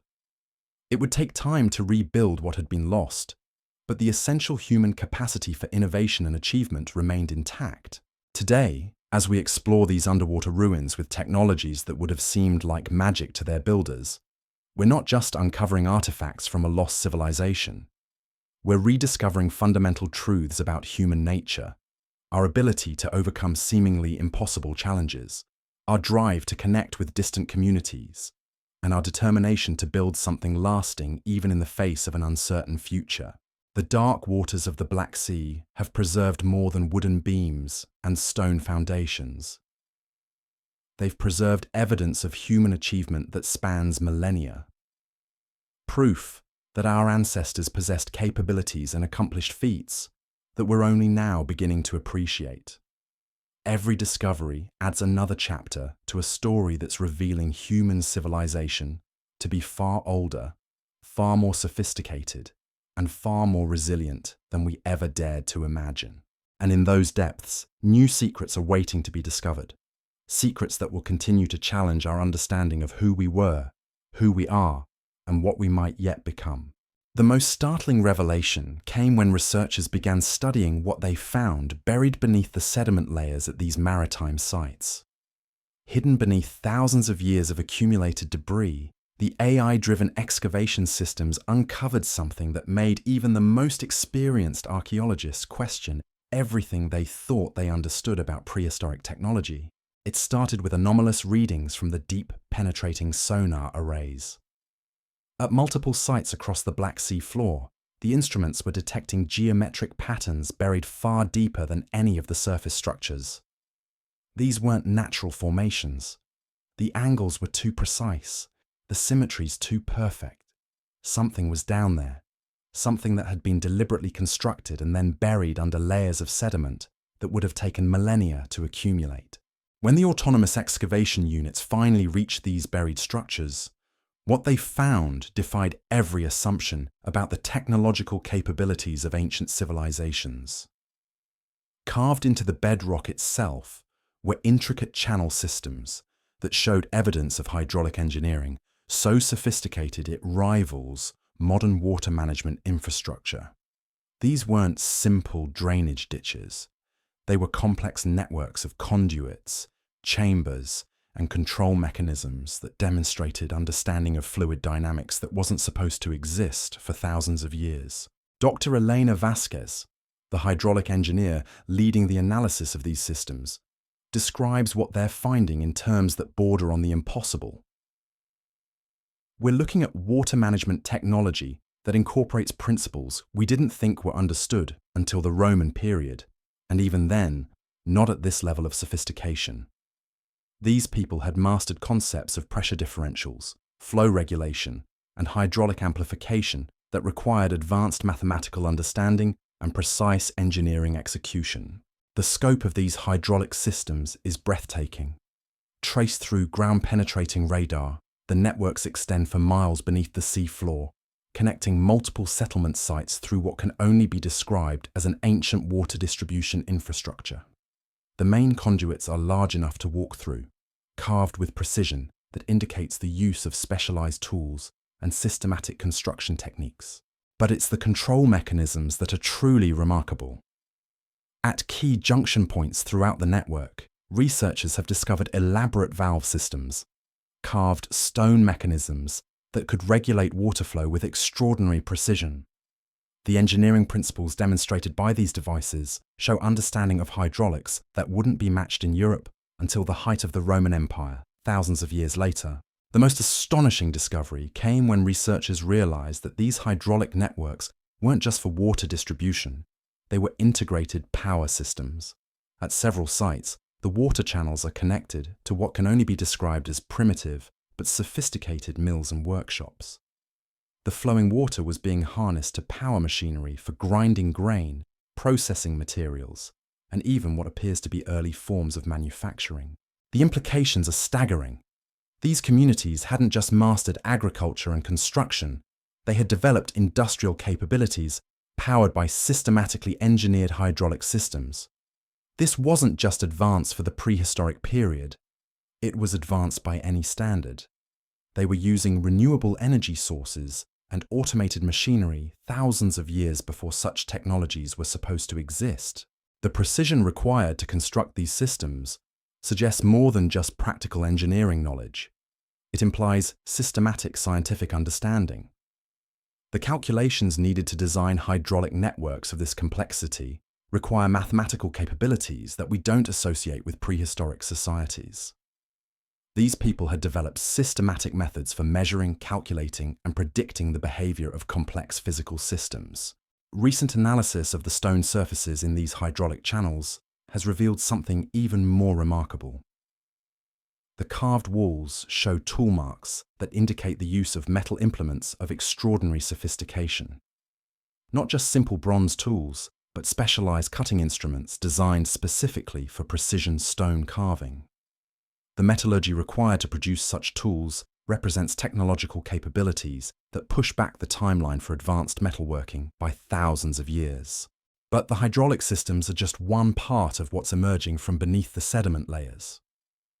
As excavation continues, researchers are uncovering evidence of what can only be described as an ancient industrial complex. Integrated systems of workshops, processing facilities, and manufacturing centers that operated on a scale that rivals modern industrial operations. The pottery workshops alone cover several acres and show evidence of mass production techniques that weren't supposed to exist until much later periods. Systematic assembly line processes, quality control mechanisms, even what appears to be early forms of automation powered by the hydraulic systems. These weren't individual craftspeople working in isolation. This was organized industrial production on a massive scale. The metallurgy facilities are even more impressive. While the metal artifacts themselves have long since corroded away, the infrastructure remains, and it tells a story of capabilities that shouldn't have been possible. Smelting facilities designed for precise temperature control, casting operations that could produce complex shapes with remarkable consistency, even what appears to be early forms of alloy development and quality testing. The chemical analysis of residues found in these facilities is revealing production capabilities that challenge every assumption about ancient technology. Evidence of steel production, not just ironworking, but sophisticated carbon steel alloys that require precise temperature control and systematic metallurgical knowledge. Chemical signatures that suggest the production of materials with properties that modern science is still working to understand. The scale of these operations is breathtaking.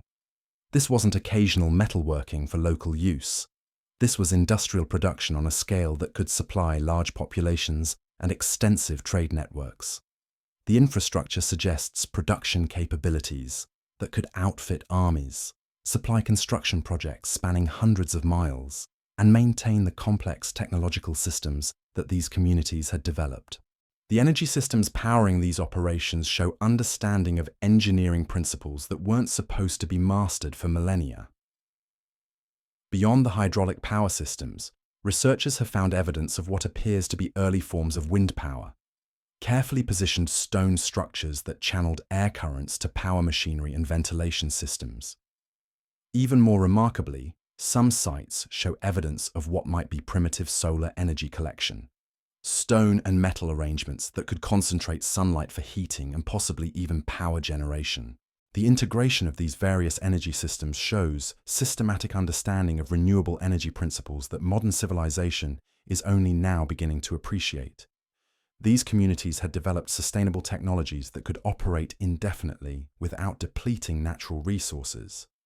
Technological solutions that we're still struggling to implement effectively today. The manufacturing capabilities suggested by these facilities are equally impressive. Evidence of precision machining, systematic quality control, even what appears to be early forms of interchangeable parts production. The technological sophistication required for such manufacturing processes represents capabilities that wouldn't be seen again until the Industrial Revolution thousands of years later. But perhaps the most remarkable aspect of these discoveries is the evidence of systematic research and development. Several sites contain what can only be described as ancient laboratories, facilities designed for experimentation, testing, and technological innovation. These weren't just production centers. They were places where new technologies were being developed and refined through systematic investigation. The experimental evidence is fascinating. Multiple versions of similar devices showing incremental improvements. Test installations that were clearly designed to evaluate new approaches. Even what appears to be systematic documentation of experimental results. These communities had developed scientific methods for technological innovation that rival modern research and development practices. The materials science capabilities suggested by these facilities are particularly impressive. Evidence of systematic experimentation with different alloys, composite materials, and even what might be early forms of chemical processing. The knowledge required for such work represents scientific understanding that goes far beyond simple craftsmanship. This was systematic materials engineering based on systematic investigation of physical properties. The flood that destroyed these remarkable industrial complexes becomes even more tragic when viewed through the lens of these discoveries. The rising waters didn't just drown communities, they erased technological capabilities that had taken thousands of years to develop. Knowledge systems that had enabled industrial production, energy management, and scientific innovation were scattered to the winds along with the refugee populations fleeing the catastrophe. The recovery process would have been devastating. Communities that had developed sophisticated manufacturing capabilities, integrated energy systems, and systematic research methods would have found themselves reduced to basic survival mode. The technological infrastructure that had enabled their advanced civilization would have been completely lost, forcing survivors to rebuild from scratch using only the knowledge they could carry in their memories. But some of that technological knowledge did survive, preserved in the minds of refugees, and gradually reintroduced as new communities developed. The sudden appearances of advanced technologies in later European cultures, the construction techniques that seem to have no developmental history, the metallurgical capabilities that appear fully formed, all of these might be recovered fragments of pre-flood industrial knowledge, slowly reintroduced by survivor populations over centuries. The implications for understanding human technological development are profound. If industrial capabilities of this sophistication existed 7,000 years ago, if renewable energy systems and systematic manufacturing were already well developed by prehistoric communities, then our entire understanding of technological progress needs fundamental revision. Human technological capability may be far older and far more advanced than we've ever imagined. The ongoing exploration of these industrial sites continues to yield discoveries that challenge basic assumptions about prehistoric human achievement. Every new facility uncovered, every piece of technological evidence documented, adds another dimension to a picture that's revealing our ancestors to have been accomplished engineers, innovative researchers, and sophisticated manufacturers who had developed capabilities that wouldn't be matched for thousands of years. The preservation conditions in the Black Sea have given us an unprecedented opportunity to study technological systems that would have been completely lost in any other environment. The hydraulic networks still show evidence of their operational capabilities. The manufacturing facilities still contain the residues of their production processes. The experimental installations still bear the marks of their systematic investigations. Future exploration will focus on understanding the full extent of these technological networks and their integration with the broader civilization that created them. Advanced excavation systems are being deployed to systematically document every aspect of these industrial complexes, while materials analysis techniques are being used to decode the technological capabilities they represent. But perhaps the most important lesson from these discoveries is about human ingenuity and adaptability. The communities that developed these remarkable technological systems weren't just responding to immediate needs.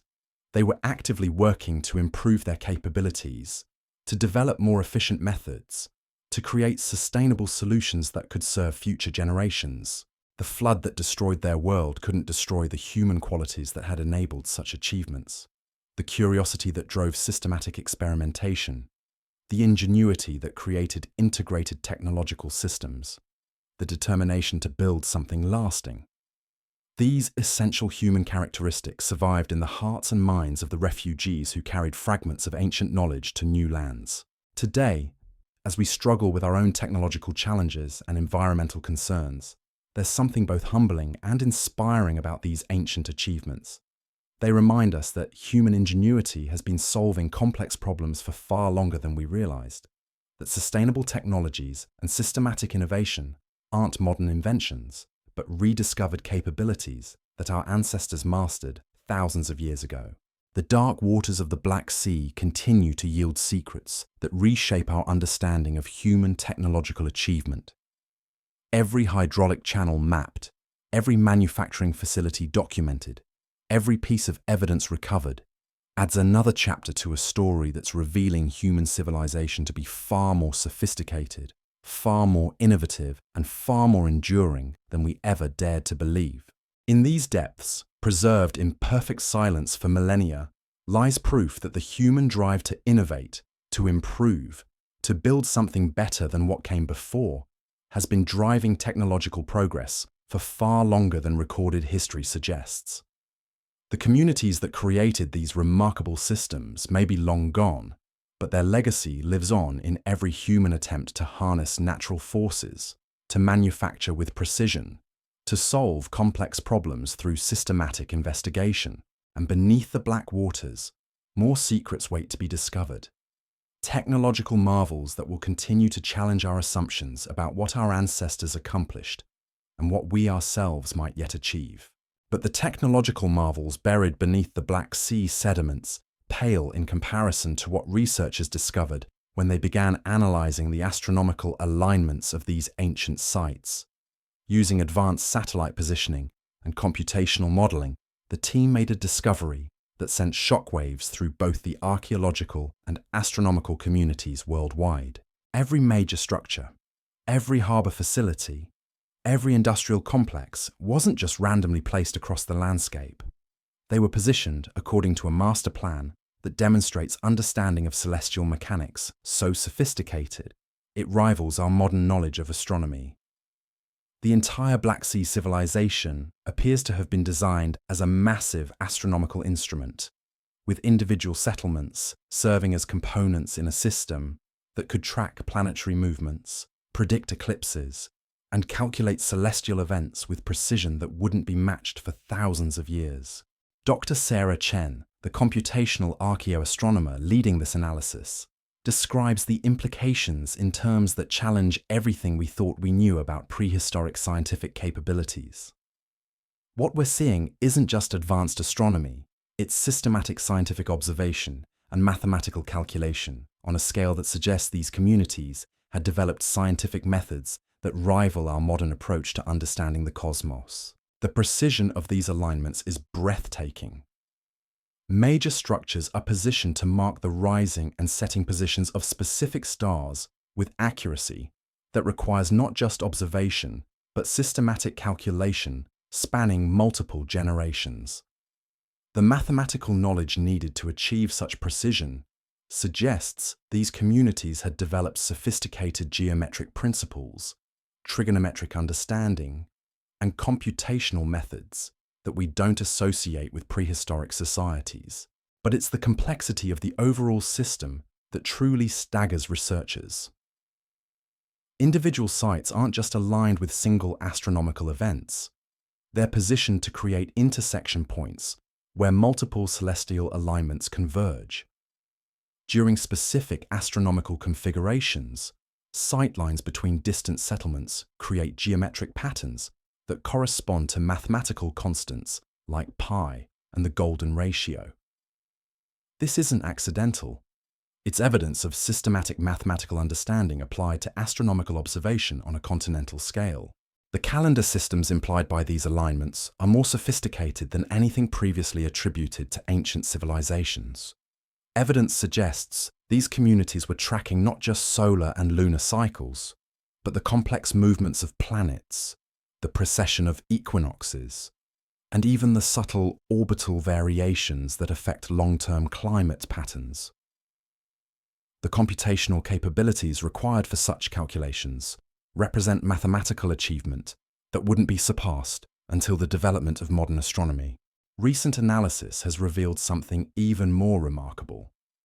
The astronomical alignments aren't static. They're designed to account for the gradual shift in celestial positions caused by precession.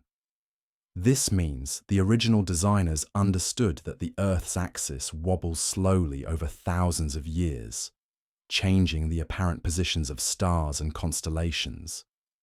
Incorporating this knowledge into their architectural planning required not just advanced mathematics, but systematic observation spanning centuries. The implications are staggering.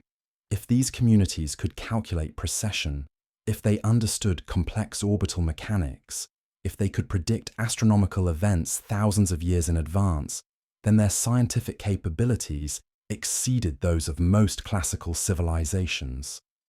They had developed systematic methods for studying the cosmos that represent genuine scientific achievement by any standard. The tools they used for these calculations are beginning to emerge from the archaeological record. Stone discs with intricate markings that correspond to planetary positions, bronze instruments that function as primitive but effective calculation devices, even what appear to be early forms of mechanical computers designed to predict astronomical events. The craftsmanship and mathematical precision of these instruments rivals the work of much later civilizations. But perhaps the most intriguing discovery is evidence of systematic record-keeping that spans centuries. Stone tablets with symbols that track astronomical observations over extended periods, underground chambers that appear to have served as astronomical archives, even what might be primitive forms of data visualization, methods for recording and analyzing astronomical information that demonstrate systematic scientific methodology. The social implications of these discoveries are profound. Astronomical systems of this sophistication don't develop by accident. They require organized communities with specialized roles, systematic education, and cultural institutions dedicated to preserving and transmitting knowledge across generations. These weren't isolated observations by individual stargazers. This was systematic science conducted by organized institutions over hundreds of years. The religious and cultural dimensions of these astronomical achievements add another layer to the mystery. Many of the alignments correspond to mythologically significant events: the rising of certain constellations, the appearance of specific planetary configurations, the timing of eclipses that would have held deep spiritual meaning for ancient peoples. The integration of scientific observation with religious and cultural practices suggests sophisticated civilizations that saw no contradiction between systematic investigation and spiritual belief. The flood that destroyed this remarkable astronomical civilization represents one of the greatest losses in human intellectual history. The observational records that had taken centuries to compile, the mathematical methods that had enabled such precise calculations, the instruments that had made systematic astronomy possible, all of it would have been lost when the waters rose. The institutional knowledge that had enabled such scientific achievement would have been scattered along with the refugee populations fleeing the catastrophe. The recovery of this astronomical knowledge would have been particularly challenging. Unlike practical technologies that could be partially reconstructed from memory, sophisticated mathematical calculations and systematic observational methods require continuous institutional support and specialized education.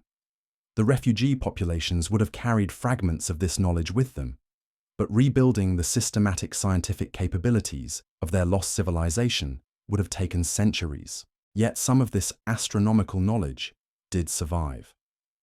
The sudden appearance of sophisticated astronomical understanding in various later cultures, the mathematical capabilities that seem to emerge without apparent developmental history, the calendrical systems that demonstrate advanced understanding of celestial mechanics, all of these might be recovered fragments of pre-flood scientific knowledge, gradually reintroduced as survivor populations rebuilt their intellectual capabilities. The linguistic evidence supports this interpretation.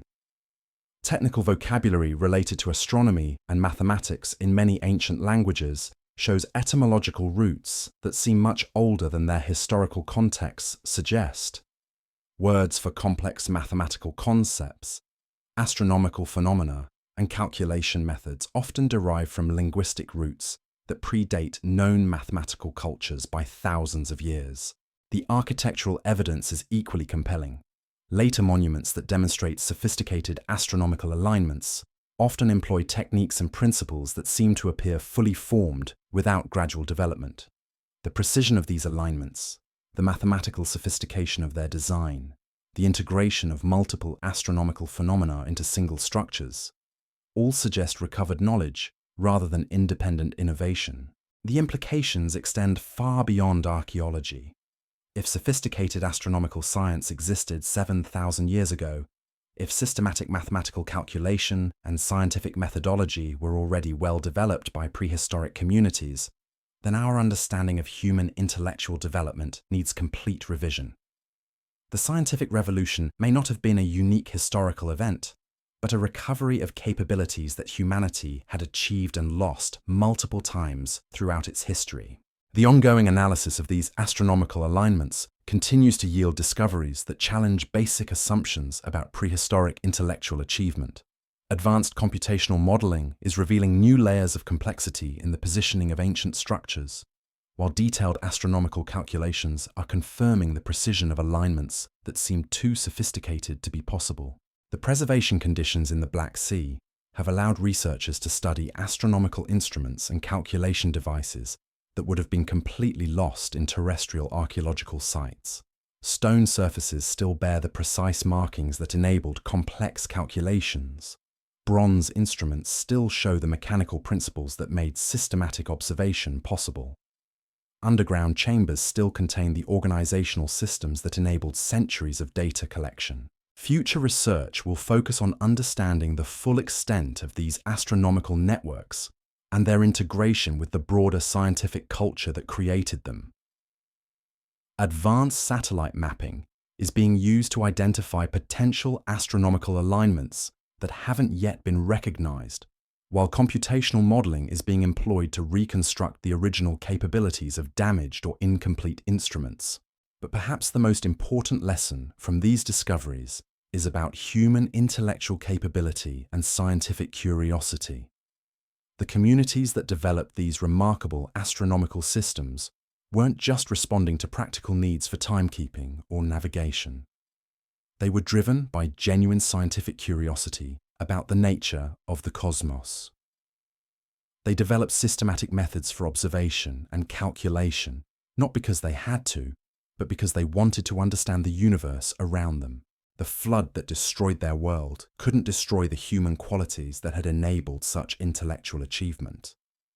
The curiosity that drove systematic observation, the mathematical insight that enabled complex calculations, the institutional dedication that preserved knowledge across generations.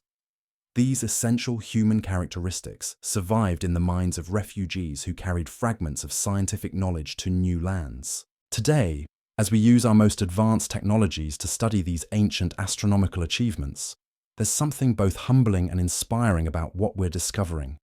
Our ancestors possessed intellectual capabilities and scientific insights that we're only now beginning to appreciate.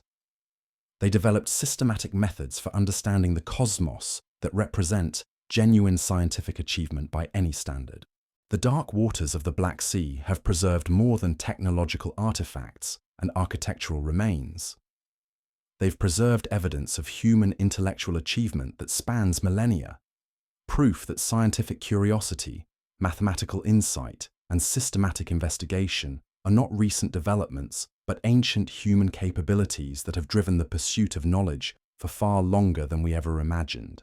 In these depths, where precision-carved stone instruments still bear the marks of ancient calculations, and underground chambers still echo with the silence of forgotten discoveries, lies testimony to the enduring human drive to understand our place in the cosmos.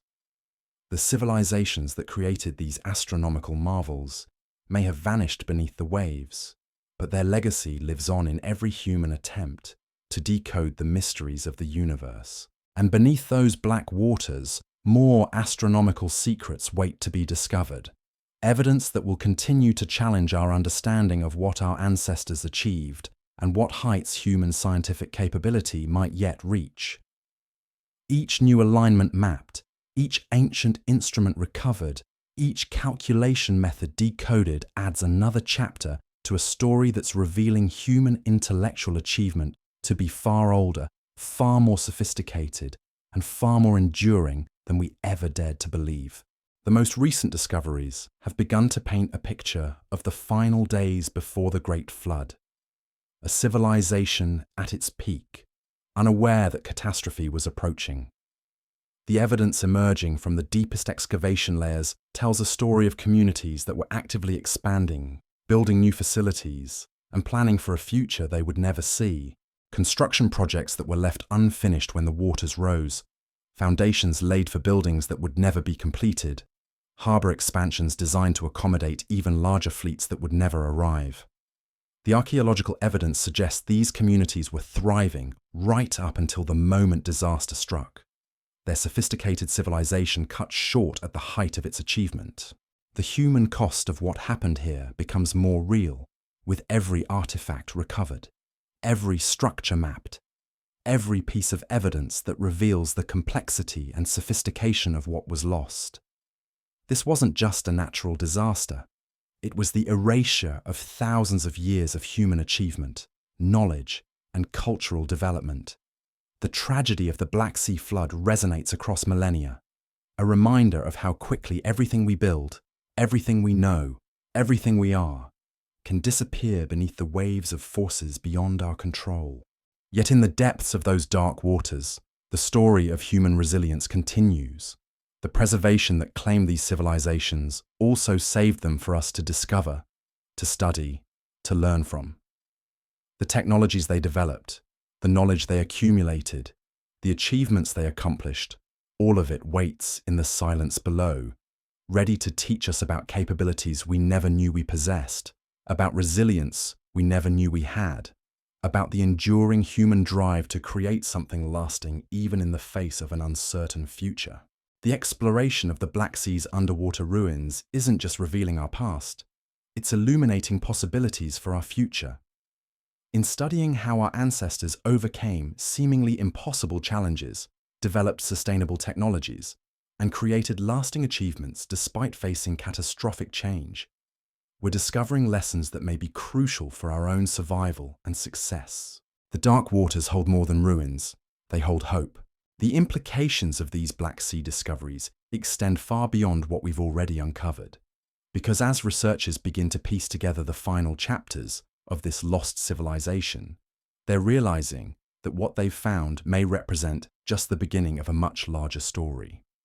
One that could fundamentally change how we understand the development of human society itself. Recent analysis of the settlement patterns across the Black Sea floor has revealed something extraordinary. These weren't isolated communities that happened to share similar technologies. The spacing between major sites, the standardization of construction techniques, the integration of trade routes and communication networks, all of it points to something unprecedented in prehistoric archaeology, evidence of centralized planning and coordination across an area larger than modern-day France. Dr. Marcus Hoffman, the systems archaeologist coordinating the multi-site analysis, describes what they're seeing in terms that challenge every assumption about prehistoric social organization. We're looking at evidence of administrative coordination that spans hundreds of miles and thousands of years. This wasn't a collection of independent settlements that occasionally traded with each other. This was an integrated civilization with systematic governance, coordinated infrastructure development, and unified cultural institutions. The standardization is remarkable. Construction techniques that are identical at sites separated by vast distances. Measurement systems that show perfect consistency across the entire network. Even artistic styles and decorative motifs that appear with minimal variation from one end of the civilization to the other.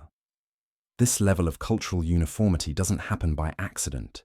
It requires systematic education, coordinated administration, and institutional structures capable of maintaining consistency across enormous territories. The administrative centers that coordinated this vast network are beginning to emerge from the archaeological record.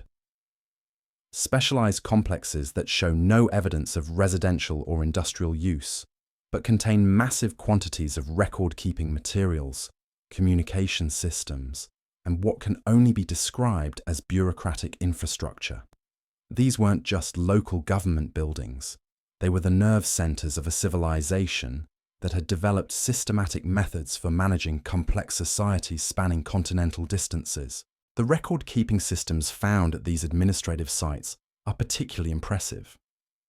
Not just simple tallies or basic inventories, but sophisticated information management systems that could track resources, population movements, and economic activity across the entire network. The organizational principles demonstrated by these systems show understanding of administrative science that wouldn't be matched for thousands of years. But it's the communication networks that truly stagger researchers. Evidence of systematic message relay systems that could transmit information across hundreds of miles in a matter of days. Signal towers positioned at precise intervals along major routes. Communication protocols that ensured message integrity across vast distances. Even what appears to be early forms of cryptographic encoding to protect sensitive information. The sophistication of these communication systems suggests something remarkable. These communities had developed information technologies that enabled real-time coordination across continental distances. Administrative decisions made at central locations could be implemented simultaneously across the entire network. Economic policies could be coordinated across dozens of settlements. Even emergency responses could be coordinated on a scale that rivals modern governmental capabilities. The social implications of this level of organization are profound. Civilizations don't develop systematic administrative structures by accident. They emerge from communities that have achieved levels of stability, prosperity, and social complexity that enable specialization, hierarchy, and institutional development. The evidence from the Black Sea suggests these communities had created social structures that were not just advanced for their time, but advanced by any standard. The educational systems that maintain this civilization are beginning to come into focus through recent discoveries. Specialized facilities that served as training centers for administrators, craftspeople, and technical specialists. Standardized curricula that ensured consistent knowledge transmission across the entire network. Even what appears to be systematic quality control for educational outcomes. Methods for ensuring that trained individuals met consistent standards regardless of where they received their education. The scale of these educational systems is breathtaking. Evidence suggests thousands of individuals were being systematically trained in specialized skills across dozens of educational centers. This wasn't just apprenticeship training or informal knowledge transmission. This was systematic education on an industrial scale, designed to produce the skilled workforce needed to maintain a complex civilization. The legal and judicial systems that govern this civilization are equally impressive. Evidence of standardized legal codes, systematic dispute resolution procedures, even what appears to be appellate processes for complex legal questions. The consistency of these systems across vast distances suggests legal institutions that could maintain order and justice across an enormous territory through systematic application of established principles. The economic coordination implied by this evidence is particularly remarkable. Standardized currencies, coordinated resource allocation, systematic quality control for manufactured goods, all of it points to economic planning and management capabilities that enabled efficient resource utilization across continental distances. This wasn't just trade between independent communities. This was systematic economic integration that created efficiencies and capabilities that no single community could have achieved alone. The military coordination that protected this civilization shows equally sophisticated organization. Standardized weapons and equipment, coordinated defensive strategies, systematic training programs that produced professional military forces capable of operating across the entire network. The defensive structures found at various sites show evidence of integrated planning that could coordinate responses to threats across vast territories. But perhaps the most remarkable aspect of this civilization is the evidence of systematic innovation and technological development. Research and development facilities that were specifically designed for experimentation and innovation. Knowledge-sharing networks that could disseminate new technologies across the entire civilization. Even what appears to be systematic patent or intellectual property systems that encouraged innovation while ensuring that new technologies could benefit the entire network. The technological achievements that emerged from these innovation systems are staggering. Advanced metallurgy that produced materials with properties that modern science is still working to understand. Hydraulic engineering that created water management systems more sophisticated than anything built for thousands of years afterward. Astronomical instruments that enabled mathematical calculations of extraordinary precision and complexity. The integration of these various technological systems shows understanding of systematic engineering that rivals modern capabilities. Energy systems that were coordinated across multiple sites to maximize efficiency. Transportation networks that were designed to handle the movement of people, goods, and information on continental scales. Manufacturing systems that could produce standardized goods with consistent quality across dozens of production facilities. The cultural institutions that bound this civilization together were equally sophisticated. Religious systems that provided shared identity and common values across enormous distances. Artistic traditions that maintained cultural continuity while allowing for regional variation. Even entertainment and recreational systems that enhanced quality of life and strengthened social bonds across the entire network. The flood that destroyed this remarkable civilization becomes even more tragic when viewed through the lens of these discoveries. The rising waters didn't just drown individual communities, they destroyed an entire way of life that had taken thousands of years to develop. The administrative systems that had enabled continental coordination, the educational institutions that had maintained specialized knowledge, the communication networks that had connected distant communities, all of it would have been swept away in a matter of months. The human cost would have been beyond imagination. Not just the direct loss of life, devastating though that would have been, but the destruction of accumulated institutional knowledge that represented thousands of years of social and technological development. The systematic destruction of cultural institutions, educational systems, and administrative structures would have set back human social development by millennia. The recovery process would have been agonizingly slow. Refugee populations scattered across Europe and Asia would have carried fragments of institutional knowledge with them, but rebuilding the systematic coordination that had enabled their advanced civilization would have required centuries of patient reconstruction. The social technologies that had enabled continental coordination, the administrative methods that had managed complex societies, the educational systems that had maintained specialized knowledge, all of it would have had to be reinvented from scattered memories and partial understanding. But some of that knowledge did survive, preserved in the minds of refugees, and gradually reintroduced as new communities developed the stability and prosperity needed to support complex institutions. The sudden appearances of advanced governmental structures in later civilizations, the administrative techniques that seem to emerge without apparent developmental history, the legal systems that appear fully formed, all of these might be recovered fragments of pre-flood institutional knowledge, slowly reintroduced by survivor populations over thousands of years. The genetic evidence is beginning to support this interpretation. DNA analysis of ancient European populations shows patterns of rapid population movement and genetic mixing that correspond to the proposed timing of the Black Sea flood. Communities that had been genetically isolated for thousands of years suddenly show evidence of integration with populations carrying genetic markers from the Black Sea region. This is exactly what we'd expect to see if large numbers of refugees had fled the flooded basin and integrated with existing communities across Europe.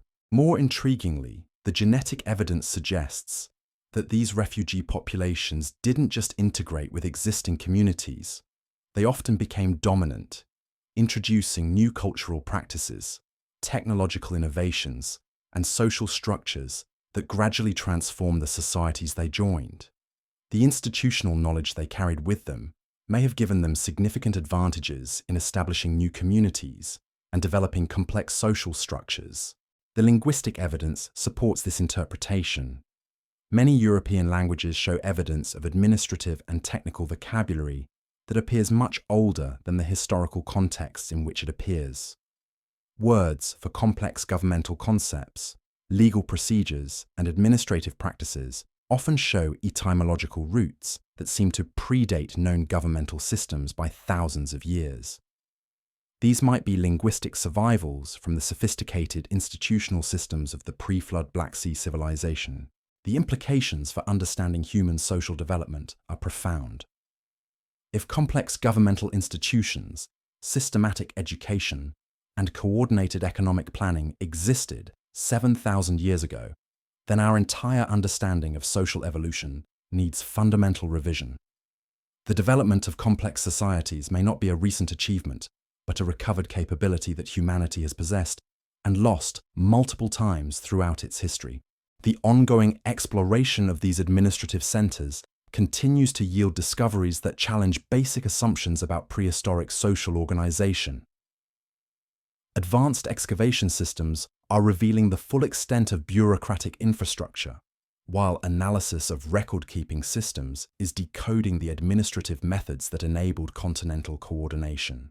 The preservation conditions in the Black Sea have given us an unprecedented opportunity to study governmental and administrative systems that would have been completely lost in any other environment. Clay tablets still contain detailed administrative records. Communication systems still show evidence of their operational capabilities. Educational facilities still bear the marks of systematic knowledge transmission. Future research will focus on understanding the full extent of these institutional networks and their integration with the technological and economic systems that supported them. Advanced computational modeling is being used to reconstruct the administrative processes that enabled such sophisticated coordination, while detailed analysis of educational materials is revealing the knowledge transmission methods that maintained specialized skills across generations. But perhaps the most important lesson from these discoveries is about human social capability and institutional innovation. The communities that developed these remarkable governmental systems weren't just responding to immediate practical needs. They were actively working to create more effective, more just, and more efficient ways of organizing complex societies. They developed systematic methods for education, administration, and social coordination that represent genuine institutional achievement by any standard. The flood that destroyed their world couldn't destroy the human qualities that had enabled such social innovation. The organizational insight that created efficient administrative systems, the educational vision that developed systematic knowledge transmission, the social creativity that solved complex coordination problems. These essential human capabilities survived in the minds of refugees who carried fragments of institutional knowledge to new lands. Today, as we struggle with our own challenges in governance, education, and social coordination, There's something both humbling and inspiring about these ancient achievements. Our ancestors had developed institutional solutions to complex social problems that we're still working to understand and implement effectively.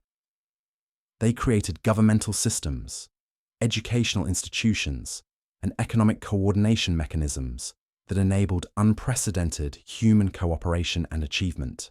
The dark waters of the Black Sea have preserved more than technological artifacts and architectural remains. They've preserved evidence of human social achievement that spans millennia, proof that the capacity for complex organization, systematic education, and effective governance is not a recent development, but an ancient human capability that has enabled remarkable social achievements for far longer than we ever imagined.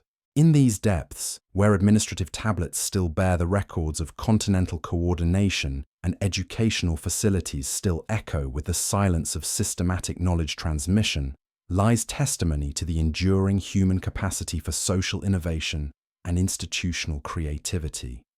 The civilizations that created these remarkable social systems may have vanished beneath the waves, but their legacy lives on in every human attempt to create more effective, more just, and more cooperative ways of organizing complex societies. And beneath those black waters, more institutional secrets wait to be discovered. Evidence that will continue to challenge our understanding of what our ancestors achieved in social organization and what heights human cooperative capability might yet reach. Each new administrative center mapped, each educational system documented, each governmental innovation decoded adds another chapter to a story that's revealing human social achievement to be far older, far more sophisticated, and far more enduring than we ever dared to believe. The story written in the depths of the Black Sea isn't just about lost civilizations or ancient technologies. It's about the fundamental human capacity to create, to coordinate, to preserve knowledge across generations, and to build something lasting even in the face of forces beyond our control. The communities that achieve these remarkable feats possess the same essential human qualities that drive innovation and cooperation today. Their achievements remind us that the capacity for greatness, technological, social, and cultural, has been part of human nature for far longer than we ever imagined. In the silence of those underwater ruins, preserved for thousands of years in the oxygen-free depths, the story of human achievement continues. Every artifact recovered, every structure mapped, every secret decoded adds another piece to a puzzle that's revealing our species to be capable of far more than we ever dared to believe. The civilizations may have drowned, but the human spirit that created them endures, waiting in the darkness to inspire new achievements and remind us of the remarkable legacy we carry forward from the depths of time. As we reach the end of this extraordinary journey through the sunken cities of the Black Sea, we're left with more than just archaeological discoveries. We're confronting a fundamental shift in how we understand human civilization itself. The evidence emerging from these dark waters isn't just rewriting textbooks. It's forcing us to reconsider everything we thought we knew about our ancestors and their capabilities. The underwater ruins tell a story that challenges our most basic assumptions about prehistoric human achievement. These weren't primitive peoples struggling with stone tools and simple survival. These were accomplished engineers who mastered hydraulic systems that rival modern infrastructure. They were sophisticated astronomers who tracked celestial movements with mathematical precision. They were innovative manufacturers who developed industrial processes powered by renewable energy. They were effective administrators who coordinated complex societies across continental distances. More importantly, they were human beings like us, driven by curiosity, motivated by the desire to build something lasting, committed to preserving knowledge for future generations. The technologies they developed, the institutions they created, the knowledge systems they maintained, all emerged from the same essential human qualities that drive innovation today. Their achievements remind us that the capacity for greatness has been part of human nature far longer than we ever imagined. The catastrophic flood that destroyed their world serves as both tragedy and warning. In a matter of months, thousands of years of accumulated knowledge, technological innovation, and cultural achievement vanished beneath the rising waters. The sophisticated civilizations that had thrived along the ancient shores of the Black Sea were reduced to scattered refugees carrying only fragments of their former glory. Yet even in this devastation, we see proof of human resilience. The survivors who fled to higher ground didn't simply give up. They preserved what knowledge they could, adapted to new environments, and began the long process of rebuilding. The technologies that reappear in later European cultures, the construction techniques that seem to emerge without developmental history, the astronomical knowledge that appears fully formed, all of these may be recovered fragments of pre-flood wisdom, gradually reintroduced by populations carrying the genetic and cultural legacy of the drowned cities. This pattern of achievement, catastrophe, and recovery may be more common in human history than we've ever recognized. The Black Sea flood wasn't unique. Similar catastrophic sea level rises occurred worldwide as the last ice age ended. Coastal civilizations across the globe may have experienced similar destruction, their achievements preserved only in underwater time capsules that we're just beginning to explore. The technological implications are staggering. If sophisticated engineering, advanced manufacturing, and systematic scientific investigation existed thousands of years earlier than previously thought, then human technological capability may follow patterns of loss and recovery, rather than simple linear progression. The Industrial Revolution, the Scientific Revolution, even the information age we're experiencing now, may represent recoveries of capabilities that humanity has achieved and lost multiple times throughout our history. The social implications are equally profound. Complex governmental institutions, systematic education, and continental-scale coordination existed long before we thought such achievements were possible. The administrative systems that manage these ancient civilizations, the educational institutions that preserve specialized knowledge, the communication networks that enabled real-time coordination across vast distances, all represent social technologies that we're still working to implement effectively in our modern world. But perhaps the most important lesson from the Black Sea discoveries concerns human potential itself. The communities that built these remarkable civilizations possess no special advantages beyond those available to any human society.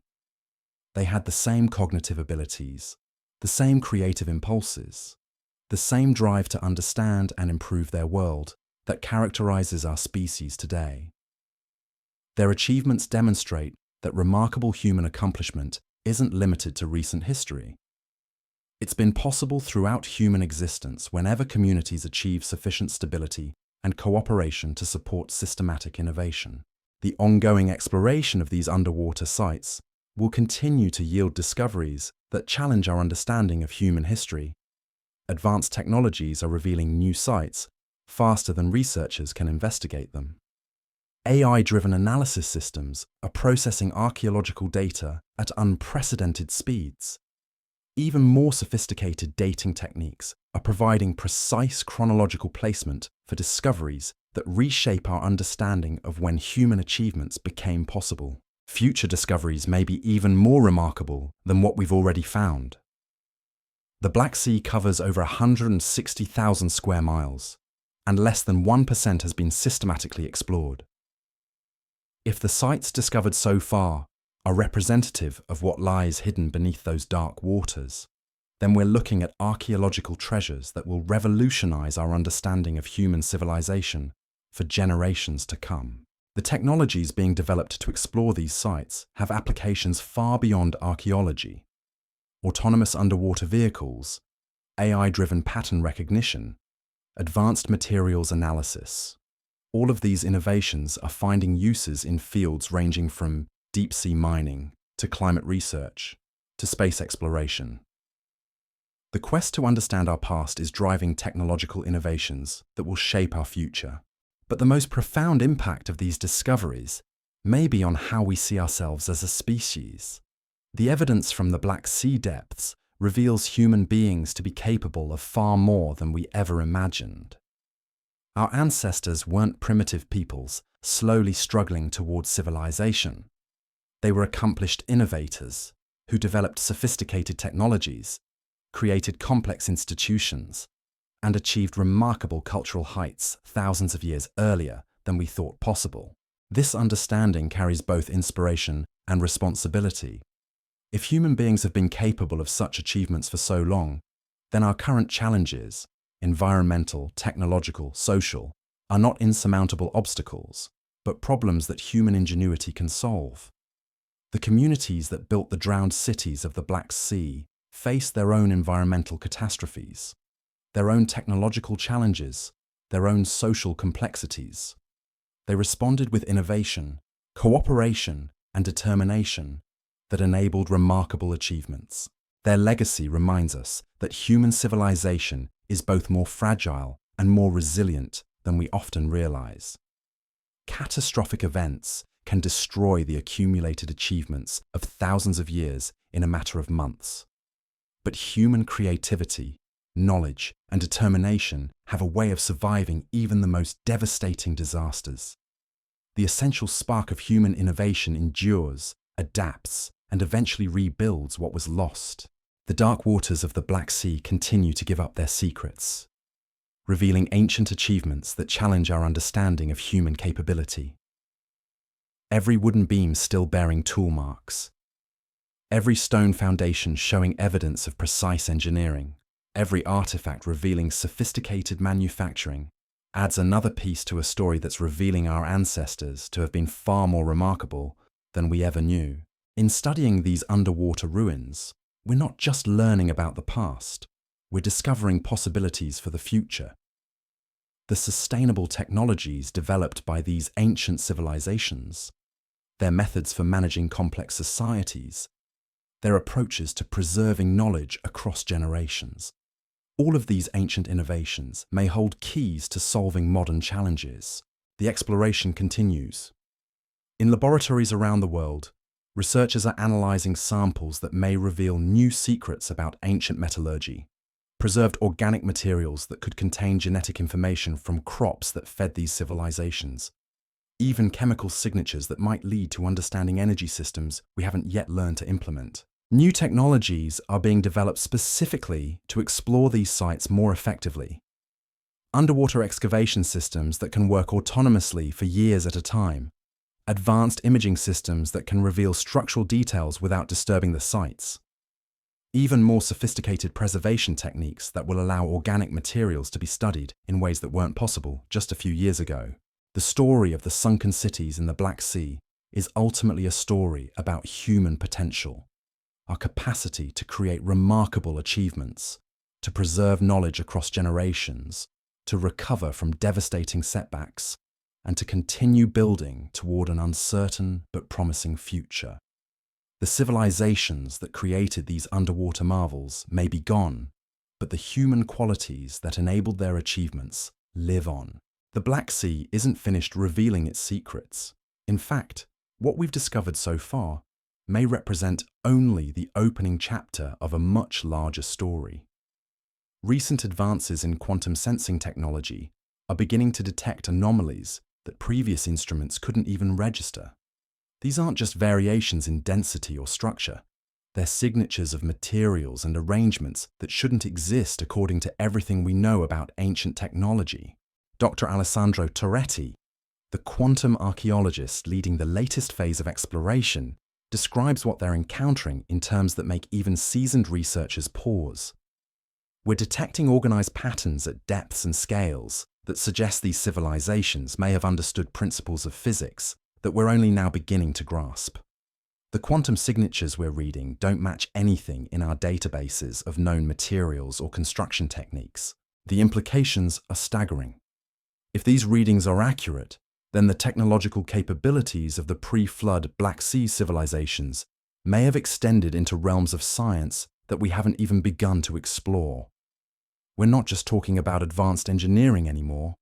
We're potentially looking at communities that had developed systematic understanding of quantum mechanics, electromagnetic phenomena, and energy manipulation techniques that our modern science is still struggling to comprehend.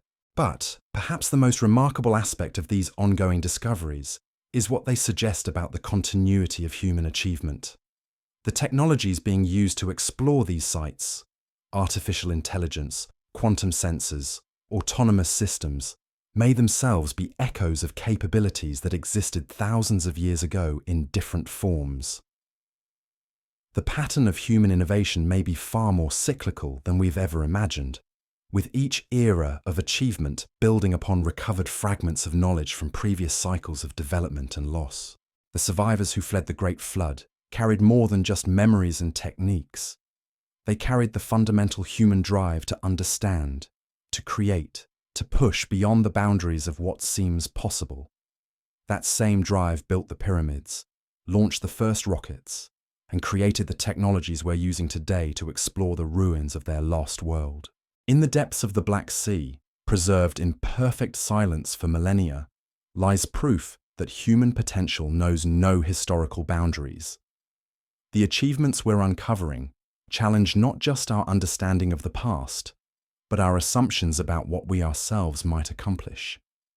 If our ancestors could develop such sophisticated technologies, create such complex institutions, and build such remarkable civilizations with the resources available to them, then what might we achieve with the tools and knowledge at our disposal today?